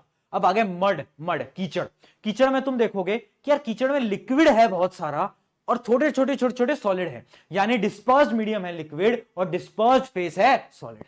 ऐसे ऐसे क्वेश्चन आएंगे और तुम करके आओगे, क्योंकि तुमने हमसे पढ़ रखा है। चलो बहुत बढ़िया, इस टाइप के क्वेश्चन आएंगे बेटा पेपर के अंदर, तो थोड़ा सा प्रिपेयर होके जाना है अपन को। आगे बढ़ते हैं, अब हम पढ़ते हैं क्या, अब हम पढ़ते हैं सस्पेंशन। देखना बेटा सस्पेंशन क्या चीज है, बहुत इंपॉर्टेंट है और इसका सवाल भी आ जाता है, ध्यान से समझना। पता है चैप्टर पहले बहुत बड़ा था, बट उसके बाद क्या हुआ, इस चैप्टर को बहुत शॉर्ट कर दिया, जो सेपरेशन वाले प्रोसेसेस थे वो तुम्हारे सिलेबस से हटा दिए गए हैं आज के समय पर। सस्पेंशन क्या होता है, मैंने आपको बताया था हेट्रोजीनस के 3 टाइप, याद कर याद कर, 3 टाइप कौन कौन से थे भैया, कौन कौन से थे भैया। एक टाइप था उसके अंदर हमारा, जिसके अंदर हम क्या करते थे, सॉल्यूशन, होमोजीनस का सॉल्यूशन। हेट्रोजीनस के 2 टाइप, जिसमें भैया हमने क्या पढ़ा था, हमने पढ़ा सबसे पहले कोलाइडल, और भैया एक बचा था सस्पेंशन, जो कि बड़े बड़े पार्टिकल्स होते थे। आपने एग्जांपल दिया था मिट्टी को मिला दिया पानी में, हाँ पकड़ गया यार तू तो यार स्मार्ट हो गया, मेरे साथ रह रहे के स्मार्ट हो रहा है तू, हाँ बहुत बढ़िया। सस्पेंशन देख, suspension is heterogeneous mixture in which solute particles do not dissolve but remain suspended throughout the bulk of the medium। यानी ये वो सॉल्यूशन है जिसके अंदर पार्टिकल मिलते ही नहीं है। अभी मैं आपको वापस से दिखाता हूं, ये देखो, ये मिट्टी तब से मैंने रखी हुई थी, और ये मिट्टी अगर मैं आपको पास आकर दिखाऊं तो अब अगर आप देखोगे तो ये देखो मिट्टी जो है ये नीचे ऐसे जम चुकी है, देखो ये दिख रहा है, अब दिख पाया, ये देख पाओ, अब देखो मिट्टी कैसे, मिट्टी पूरी जम चुकी है। तो यानी जो मिट्टी होती है वो क्या है, एक प्रकार का सस्पेंशन है, देख पा रहे हो, ये क्या है, एक प्रकार का सस्पेंशन है। क्यों है, क्योंकि इसके पार्टिकल्स मिले ही नहीं, इसके पार्टिकल्स पूरी तरीके से मिले ही नहीं, तो वो मेरा कहलाता है सस्पेंशन। ठीक है, डेफिनेशन वापस से पढ़ लो, जिसके अंदर solute particle do not dissolve but remain suspended, suspended यानी नीचे बैठ जाते हैं, वहीं रहते हैं, जैसे मिट्टी नीचे बैठ जाती है पानी के, समझ गए, बहुत बढ़िया बेटा बहुत बढ़िया। अब प्रॉपर्टीज देख लेते हैं, एनसीईआरटी की प्रॉपर्टीज है, क्वेश्चन आ जाता है 3 नंबर के अंदर, प्रॉपर्टीज ऑफ सस्पेंशन बता दो, कम चांस आने की बट आ जाता है। पहली चीज, ये एक हेट्रोजीनस मिक्सचर है, ये बात हम सबको पता है। अगली चीज, particle are visible by naked eyes, यानी एक तो नेक्ड आइज क्या होता है, आंखें तो नेक्ड ही है, आंखों पे कौन सा हम कुछ पहना के रखते हैं। नेक्ड आइज का मतलब क्या होता है बेटा, बिना माइक्रोस्कोप के, अगर हम नॉर्मल आंखों से देखें, बिना माइक्रोस्कोप के भी देखें तो भी हमें पार्टिकल दिख जाएंगे। अगला देखते हैं, स्केटर्स लाइट बहुत इंपॉर्टेंट, अभी इसके बारे में डिटेल में बात करेंगे, अभी आगे बढ़ते हैं, इसके बारे में डिटेल में बात करेंगे बेटा। Particle settle over time making it unstable, particle नीचे बैठ जाता है, बहुत सही। Can be separated by filtration, अगर मैं पानी को फिल्टर कर लूं सेपरेट हो जाएगा। लास्ट पॉइंट है डज नॉट स्कैटर लाइट, अब वापस से स्कैटर का आ गया, does not scatter light once particle settles, अब आ गया ये एक और पॉइंट। अब सवाल आ रहा है भैया स्कैटर क्या है ये तो बता दो यार, आप आधी अधूरी चीज, आधी अधूरी नहीं सब बताऊंगा, धैर्य रखेगा सब बताऊंगा, और ऐसा पढ़ाऊंगा ना डंके की चोट पे बोल सकता हूं, जो पढ़ाता हूं ना वो पेपर में आता है। क्यों आता है? क्योंकि रिसर्च लगती है, इतने साल से पढ़ा रहे हैं, हमें पता है क्या आता है। अब सुन ले मेरी बात, स्कैटरिंग क्या होती है वो आपको समझनी पड़ेगी। स्कैटरिंग होती है लाइट का फैल जाना। इमेजिन करो, इमेजिन करो, देखो मैं भी आपको प्रैक्टिकली भी ट्राई करूंगा करने का, ट्राई करता हूं आपको समझाने का। ये देखो मान लो पानी का ग्लास है, कांच का ग्लास है, ठीक है, इसके अंदर अब मैंने पार्टिकल्स डाले, किसके पार्टिकल्स डाले? कोलाइडल सॉल्यूशन या फिर सस्पेंशन। क्यों? क्योंकि इनके जो पार्टिकल्स होते हैं ना बेटा वो बहुत बड़े बड़े होते हैं, है ना। जो ट्रू सोल्यूशन है, नॉर्मल सोल्यूशन है, वो तो मिल जाते हैं उसके पार्टिकल्स तो, बट इन दोनों के नहीं मिलते, तो इनके पार्टिकल्स जो होते हैं वो ऐसे होते हैं, है ना, ऐसे।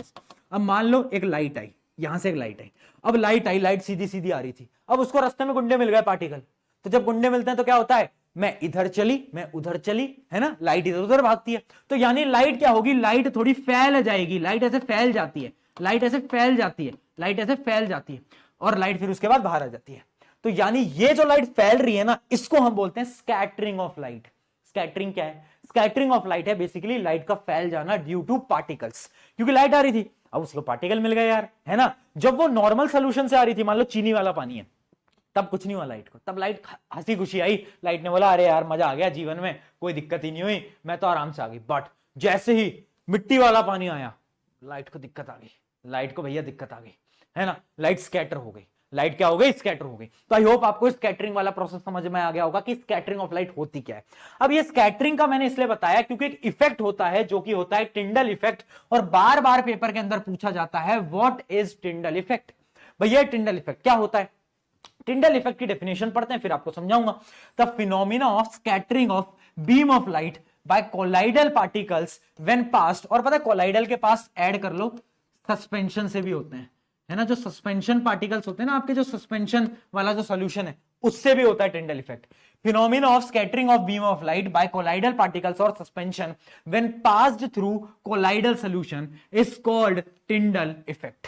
यानी क्या है टिंडल इफेक्ट? भैया कुछ समझ नहीं आया भैया, ऐसे क्या है सिर के ऊपर से, थोड़ा आसान, अरे अपन है टेंशन नॉट। सुन देख, जब मान लो एक ग्लास है, उसमें से मैंने लाइट को पास करा, जब मैंने उस ग्लास में से लाइट को पास करा तो लाइट यार उसमें पानी है, उसमें सोल्यूशन है, ट्रू सोल्यूशन है, चीनी का सोल्यूशन है, तो लाइट सीधी पास हो गई। बट जब उसमें कोलाइडल सोल्यूशन है या फिर उसमें सस्पेंशन है, ठीक है, इन दोनों में से कोई सोल्यूशन है जिनके पार्टिकल बड़े हैं, तो जब मैं उसको पास करूंगा ना पानी में से, तो पता है क्या होगा? जो लाइट है ना उसका पाथ दिखेगा, लाइट का पाथ दिखेगा। जैसे कि अगर आप इसको देख पा रहे होगे तो इसको देखना, ये है ट्रू सोल्यूशन, इसमें से आप देखो तो पाथ नहीं दिख रहा, लाइट बस बाहर निकल गई। इसमें से देखो हल्का हल्का हल्का हल्का हल्का हल्का हल्का क्या दिख रहा है? पाथ दिख रहा है। और सस्पेंशन में से तो और ज्यादा दिख रहा है, सस्पेंशन में से तो और ज्यादा क्लियर पाथ दिख रहा है। तो यानी टिंडल इफेक्ट कुछ नहीं है, टिंडल इफेक्ट यही है कि जब एक लाइट ट्रेवल करती है, लाइट स्कैटर होती है, और लाइट स्कैटर होती है तो वो अपने पाथ, उसका पाथ दिख जाता है, उसका रास्ता दिख जाता है, हमें पता चल जाता है अच्छा लाइट यहां से जा रही है, बस उसी को बोलते हैं टिंडल इफेक्ट, है ना। तो वापस से एक बार डेफिनेशन पढ़ो और समझ में आ जाएगा। The phenomena of scattering of beam of light by colloidal particle when pass through out colloidal solution, यानी स्कैटर हो गई, लाइट स्कैटर हो गई जब वो पास कर रही थी और उसका पाथ हमें दिख गया, जिस रास्ते से जा रही थी हमें वो पता चल गया, तो उसको हमने नाम दिया क्या? उसको हमने नाम दिया बेटा कोलाइडल सॉल्यूशन। आया समझ? चमका क्या? बताओ यार। अब एक बार ट्राई करते हैं, एक बार ट्राई करते हैं और देखते हैं क्या हम इस एक्सपेरिमेंट को क्या हम आज यहां पर करवा सकते हैं। बट उसके लिए मुझे बत्तियां बुझानी पड़ेंगी, और बत्तियां बुझाने से बस मुझे ये डर है, ये देखो, ये अब इसमें मिट्टी नीचे सेटल हो रखी है, ठीक है। अब बत्तियां तो मैं बुझा दूं, बट मुझे डर इस बात का है, 1 मिनट देना, 1 मिनट दो बस। देखो दिख रहा है, देखो। अब देखो इसके अंदर क्या है? पार्टिकल्स हैं। अच्छा 1 मिनट में ट्राई करता हूं, लाइट बुझाने का ट्राई करता हूं, उससे आपको और क्लियरली समझ आएगा। 1 मिनट देना, 1 मिनट देना, बहुत बढ़िया बेटा। अब आओ, ओहो क्या बात है भाई, पूरा फील आ रहा है बेटा, क्या बात है। अब देखो अगर पार्टिकल की अगर आप देखोगे तो देखो छोटे छोटे पार्टिकल्स दिख रहे हैं, छोटे छोटे पार्टिकल्स दिख रहे हैं, दिख रहे हैं क्या बेटा, जल्दी बताओ, है ना, दिख रहे हैं छोटे छोटे। अब देखो अगर मैं इसको मिलाऊं, अगर मैं इसको मिलाऊं तो और पार्टिकल्स आपको दिखेंगे। अगर मैं इसको मिलाऊं, ओ भाई अंधेरे में क्या हो रहा है, अभी अगर मैं इसको मिलाऊं तो और छोटे पार्टिकल दिखेंगे। आओ और फील लेते हैं बेटा, ये देखो, अब ये देखो, अब ये देखो, दिख रहा है, दिख रहा है। तो ये क्या है, ये एक प्रकार का सस्पेंशन है। अब हम इस पार्टिकल्स को देख पा रहे हैं, अब हम इन पार्टिकल्स को क्या कर पा रहे हैं, देख पा रहे हैं। तो यानी देख पा रहे हो लाइट कैसे पास हो रही है, लाइट इसके अंदर से बेटा पास हो रही है ना। और अगर ये सोल्यूशन, अब मैं लाइट जला लूं, एक मिनट लाइट जला लूं, बहुत बढ़िया। तो अगर ये सोल्यूशन ऐसा नहीं होता, ठीक है, ऐसा नहीं होता, तो लाइट हमें इसमें से पास होती हुई दिखती नहीं, इसमें से लाइट हमें पास होती हुई दिखती नहीं। ठीक है, समझ पाए कि हमने क्या ट्राई करने की कोशिश करी है लाइट बंद करके, कि जो आपके कोलाइडल सोल्यूशन है, सस्पेंशन है, उसमें से पाथ दिखता है ना। अभी तो एक्सपेरिमेंट का हमारे पास सेटअप नहीं है तो आपको और क्लियरली दिख जाता, बट ठीक है ना, सस्ते सेटअप में काम चला लेंगे हम। ठीक है, तो विजिबल होता है, बाकी में नहीं होता, इसको हम बोलते हैं टिंडल इफेक्ट। ये आप भी ट्राई करना अपने घर में, अपने दोस्तों को भी बताना ताकि वो भी ट्राई करें। चलो अब लास्ट में एक बार चेंजेस देख लेते हैं, एक डिफरेंस देख लेते हैं। डिफरेंस बार बार पूछा जाता है, डिफरेंसेस क्या है कि प्रॉपर्टीज क्या क्या अलग अलग हैं। तो देखो फटाफट से, सबसे पहले आता है आपका सोल्यूशन के अंदर जो पार्टिकल हैं वो बहुत छोटे हैं, निन्ने मुन्ने पार्टिकल हैं, यहां पर बड़े हैं और यहां पर और बड़े हैं, सस्पेंशन में बहुत बड़े हैं बेटा। ठीक है, उसके अलावा यहां पर सॉल्यूशंस में कोई स्कैटरिंग नहीं होती, कोई टिंडल इफेक्ट नहीं होता। यहां पर स्कैटरिंग होती है, टिंडल इफेक्ट होता है, यहां पर स्कैटरिंग होती है, टिंडल इफेक्ट होता है। ये होमोजीनस है, ये हेट्रोजीनस है, ये हेट्रोजीनस है। ठीक है, और ये इसके अंदर पार्टिकल अलग अलग नहीं दिखते, चीनी को पानी में घोलोगे तो नहीं मिलेगी। इसमें जो पार्टिकल्स हैं वो अलग अलग दिखते हैं, बट इन्हें सेपरेट नहीं किया जा सकता। दूध को पानी में मिलाया तो सेपरेट नहीं कर सकते, बट सस्पेंशन को इजीली सेपरेट किया जा सकता है। मिट्टी पानी अलग से सेपरेट कर लो। तो ये टेबल भी इंपॉर्टेंट है बेटा। ठीक है, आई होप यहां तक आपको सारी इंफॉर्मेशन क्लियर होगी, सब कुछ समझ आ गया होगा। अब हम पढ़ने जा रहे हैं एक लास्ट टॉपिक, उसके बाद हम टॉप 5 क्वेश्चंस भी देखेंगे, जो कि है फिजिकल चेंज और केमिकल चेंज। क्या लगता है भाई, क्या होता है फिजिकल चेंज, क्या होता है केमिकल चेंज? बताओ भाई क्या होता है, मैं बता देता हूं। देखो फिजिकल चेंज कुछ नहीं है, एक ऐसा चेंज जिसमें कोई केमिकल रिएक्शन नहीं हो रही। यानी पानी था, फ्रीजर में रखा, बर्फ बन गया, शेप बदल गई, साइज बदल गया, स्टेट बदल गया, पहले लिक्विड था अब सॉलिड बन गया। उस पूरे प्रोसेस को हम बोलते हैं फिजिकल चेंज, क्योंकि पानी तो पानी है ना। अरे भाई एक बात बता यार, मेरा H2O है, उसको मैंने जमा दिया तो भी तो H2O ही है ना। अगर वो H2O की जगह H5O बन जाता तब कुछ बात थी, तब मैं मान लेता कि भाई क्या है, केमिकल चेंज है। बट फिजिकल चेंज वो चेंजेस जिसके अंदर केमिकल प्रॉपर्टीज नहीं बदल रही, सिर्फ और सिर्फ फिजिकल प्रॉपर्टीज बदल रही हैं, जैसे कि स्टेट और उसके अलावा शेप साइज वगैरह बदल रहा है, उसको हम बोलते हैं क्या, फिजिकल चेंज। केमिकल चेंज क्या है, जहां पर भैया प्रॉपर्टी बदल जा रही है, केमिकल प्रॉपर्टी। जैसे कि मान ले तू बोले पेपर को जला दे, पेपर को जला दो, अब पेपर जल गया है ना। तो पहले पेपर अलग था, अब पेपर जल चुका है, अब उसकी पूरी प्रॉपर्टी बदल चुकी है। वो क्या है, वो एक टाइप का केमिकल चेंज है। ठीक है, अब भाई तुमने पानी को जमाया था, तो पानी को वापस से जमाए हुए बर्फ को पानी में कन्वर्ट कर सकते हो ना, मतलब इसको रिवर्स कर सकते हो।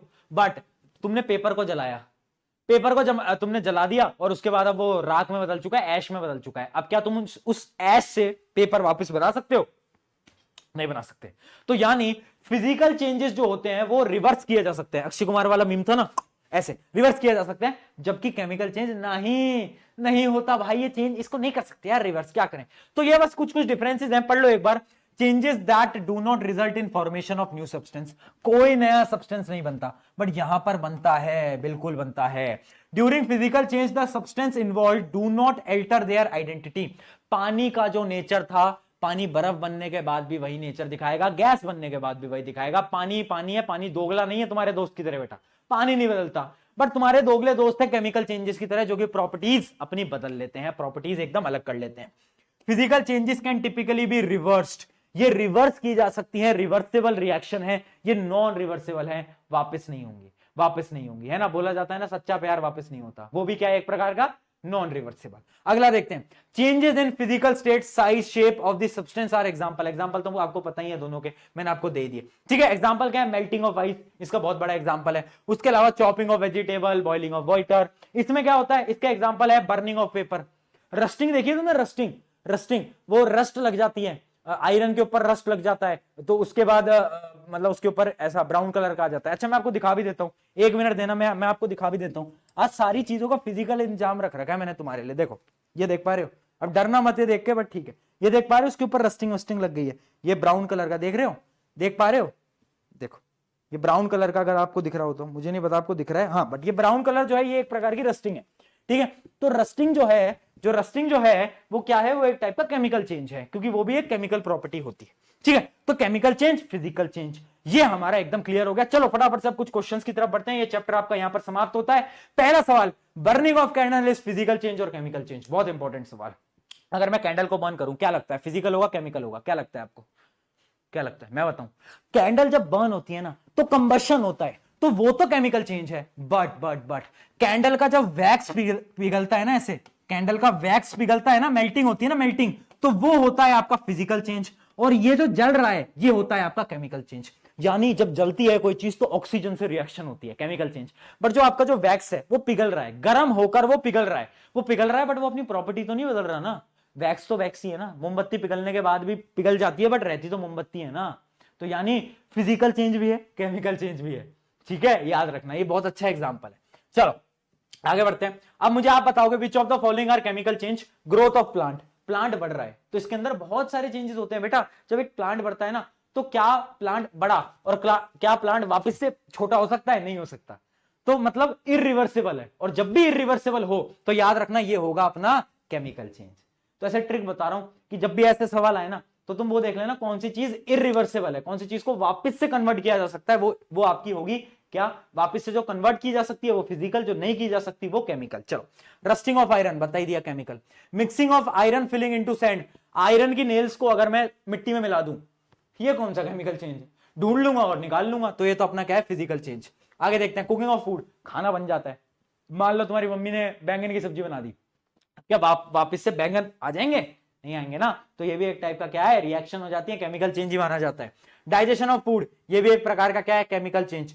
फ्रीजिंग ऑफ वाटर है आपका फिजिकल चेंज, पानी को जमाना। Burning of candle is a chemical change, but melting of wax is a physical change. बहुत बढ़िया यार, तुम क्या बात है यार, तुम बहुत होशियार हो गए हो।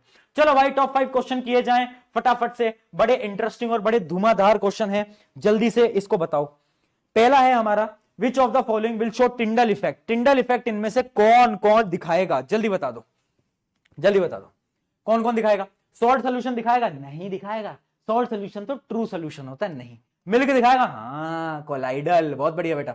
कॉपर सल्फेट सोल्यूशन क्या होता है, एक ऐसा सोल्यूशन है जो कि पूरा मिल जाता है पानी के अंदर, और जब भी कोई चीज पूरी मिल जाती है तो ये नहीं दिखाती। स्टार्च सोल्यूशन होता है जो कि जिसके पार्टिकल्स थोड़े मोटे होते हैं, जिसकी मदद से वो क्या करता है, स्कैटरिंग कर देता है लाइट की, और ये भी दिखाता है। तो ये बी और डी इसका आंसर होगा, ठीक है, बी और डी इसका करेक्ट आंसर होगा। और थोड़ा सा यार क्या है ना, तुम थोड़ा सा एक्टिव हो जाओ और पढ़ने की तरफ थोड़ा हल्का फुल्का सीरियस हो जाओ, क्योंकि मैं आपको एक चीज बता देता हूं, और ये बहुत रियलिटी के साथ बता रहा हूं। मुझे नहीं पता तुम किस फैमिली बैकग्राउंड से आते हो, मुझे नहीं पता कि तुम्हारे पेरेंट्स जीवन में क्या करते थे, तुम क्या कर रहे हो, बट अगर तुम्हें अपनी जनरेशंस को बदलना है ना, अगर तुम किसी गरीब घर से आते हो, अगर तुम मुझसे रिलेट कर पा रहे हो, एक मिडिल क्लास फैमिली से आ रहे हो, और तुम्हें अगर अपनी जनरेशंस को बदलना है ना, तो तुम्हें मेहनत करनी पड़ेगी। एक इंसान मेहनत कर लेता है ना तो पूरी जनरेशन बदल जाती है, और शायद वो इंसान तुम्हें बनना है और तुम्हें उतनी मेहनत लगानी है। आओ देखते हैं, which one of the following statement are true for pure substances. Pure substances के लिए कौन सी स्टेटमेंट ट्रू है। Pure substances contain only one kind of particle, हाँ एक प्रकार का है भैया, है ना, बहुत बढ़िया, ये सही है। प्योर सब्सटेंसेस में बी कंपाउंड और मिक्सचर, नहीं भाई मिक्सचर तो इम्प्योर होता है, कैसी बात कर रहा है यार। आगे देखते हैं, pure substances have the same composition through out, क्या उनका कंपोजिशन सेम रहता है, एक जैसे होते हैं, बोलो यार, क्या एक जैसे होते हैं, yes they are same. Pure substances can be exemplified from all element other than nickel, नहीं अलग अलग हम नहीं कर सकते, है ना, निकल भी एक टाइप का क्या है, एलिमेंट ही है, निकल भी एक टाइप का मेटल ही है, तो निकल भी प्योर सब्सटेंस होता है, तो ये भी गलत है। यानी अपना आ जाता है 1 और 3 किसमें है, तो option B is your correct answer. ये पेपर में आ जाएगा तेरे, फिर तू ढूंढेगा कि ये सर ने कराया तो था, याद नहीं आ रहा। चल आगे देख, 2 substances A and B were made to react to form third compound A2B। 2 चीजों को लाया, केमिकली कंबाइन करा और एक नया चीज बनाई A2B। तो ये A2B क्या होगा, A2B क्या होगा, A2B एक कंपाउंड होगा, याद रखेंगे A2B क्या होगा, कंपाउंड होगा। विच of the following is incorrect, इनमें से कौन सा इनकरेक्ट है, कौन कौन से इनकरेक्ट है बताओ। The product A two B shows the properties of substance A and B. नहीं, ये इनकरेक्ट है भाई, ये इनकरेक्ट है। कंपाउंड है तो पिट जाएगा, ये गलत बताएगा तू। अभी तो पढ़ाया भाई, बहुत मारोगे। अभी तुमने देखा डंबल, डंबल देखा, वो रॉड देखी, मैं घर आके मारता हूं। सुन लो क्या बताया मैंने अभी कि भाई जब एक कंपाउंड बनता है तो कंपाउंड की प्रॉपर्टीज डिफरेंट होती हैं, H2O2 पानी। तो ये तो गलत स्टेटमेंट हो गई। आगे देखते हैं, the product will always have fixed composition. बात सही है, कंपाउंड जब बनता है फिक्स्ड कंपोजिशन होता है, तो ये तो करेक्ट है, ये करेक्ट है भाई, ये करेक्ट है। The product can not be classified as compound. अरे भाई यार कैसे क्लासिफाइड नहीं कर सकते, कंपाउंड ही तो है, तो ये भी क्या है, इनकरेक्ट है, और हमें आंसर में इनकरेक्ट ही ढूंढना है। The product formed is an element. अरे नहीं भाई, ये भी इनकरेक्ट है, तो ये भी सही है, यानी ए सी डी तीन ऑप्शन इसके इनकरेक्ट हैं। ठीक है बेटा, डन डन। चलो अब बढ़ते हैं हमारे लास्ट सवाल की तरफ, जो कि है classify brass and diamond as element और मिक्सचर। बहुत प्यारा सवाल है। देखो ब्रास क्या होता है, ब्रास मैंने आपको बताया ये होता था अलॉय, और अलॉय क्या होता था बेटा, याद कर। भैया याद नहीं आ रहा, याद नहीं आ रहा, याद नहीं आ रहा। अलॉय होता था मिक्सचर, बताया था, रीजन भी बताया था। ठीक है, तो ये तो हो गया मिक्सचर। और याद रखना diamond is a element, diamond एक एलिमेंट होता है, ये बात आपको याद रखनी है, डायमंड इज अ एलिमेंट। ठीक है बेटा, डायमंड हमारा एलिमेंट होता है। बहुत बढ़िया, इसी के साथ आपका एक चैप्टर हो जाता है खत्म। और जोश आई होप आपका हाई रहा हो, चीजें समझ आई हूं, प्रैक्टिकली थोड़ी बहुत ट्राई करी थी, मजा आया था तुम्हारे साथ। ऐसे हम तो फील ले लेके पढ़ाते हैं, आपके सीनियर को पढ़ा रहे हैं, अब आपको भी पढ़ा रहे हैं, आगे आपको वो और पढ़ाएंगे। और अगर आपको लेक्चर सच में बेनिफिशियल लगा, मदद हुई, समझ आया, मैं क्या चाहता हूं आपसे, बस मैं एक चीज चाहता हूं, जो कि इंस्टाग्राम की आईडी आपको डिस्क्रिप्शन में मिलेगी, आप अपने दोस्तों को बता सकते हो, इंस्टाग्राम पे स्टोरी लगा सकते हो। मजा आया पढ़ के, तो एक स्टोरी लगाते हो ना, तो उससे हमें बहुत खुशी मिलती है, क्योंकि आपके डीएम्स तो क्या होता है, इंस्टाग्राम पे बहुत मैसेज आते हैं, डीएम्स शायद मैं देख ना पाऊं, बट स्टोरी डलती है तो मैं देख लेता हूं, क्योंकि टैग्स पे आ जाता है, तो मैं देख लेता हूं। तो वो देख के बहुत खुशी होती है कि बच्चों की मदद हो पा रही है, और आगे भी ऐसी मदद करते रहेंगे। अब तुम्हें यह बताना है कि कौन सा चैप्टर तुम्हें अगला चाहिए। और एक चीज मैं बता रहा हूं कि यार थोड़ा सा डिस्ट्रैक्शन कम कर लो लाइफ के अंदर, क्योंकि एक बात मेरी हमेशा याद रखना, ये डिस्ट्रैक्शन ना धीरे धीरे धीरे कहीं ना कहीं तुम्हें खत्म कर देगा। थोड़ा फोकस हो जाओ, जिंदगी में क्या करना है, क्या उखाड़ना है, उसके पीछे भागो, और ऐसा भागो कि कोई रोक ना पाए, इतना तेज भागो। ठीक है, और तुम कर लोगे, खुद पे विश्वास रखो, है ना। मुझे विश्वास है यार, तू कर लेगा भाई, बहन तुम कर लोगे, मुझे पता है तुम में है जुनून यार, कर जाओगे तुम, है ना। मैं तुम्हारा भैया हूं, है ना, आज मैं यहां पर खड़ा हूं अपनी मेहनत पे, तुम भी शायद कल मेरे से भी ऊपर पे हो। मैं तो ये चाहता हूं यार, मैं तो ये चाहता हूं तुम सब मुझसे ऊपर जाओ और कुछ अच्छा करो इस देश के लिए। On this note, take care everyone, और आज के सेशन को एंड करते हैं, आज के लेक्चर को एंड करते हैं। अब अगला लेक्चर कौन से टॉपिक पे चाहिए, किस चैप्टर पे चाहिए, कमेंट में जरूर बताना। Take care, bye.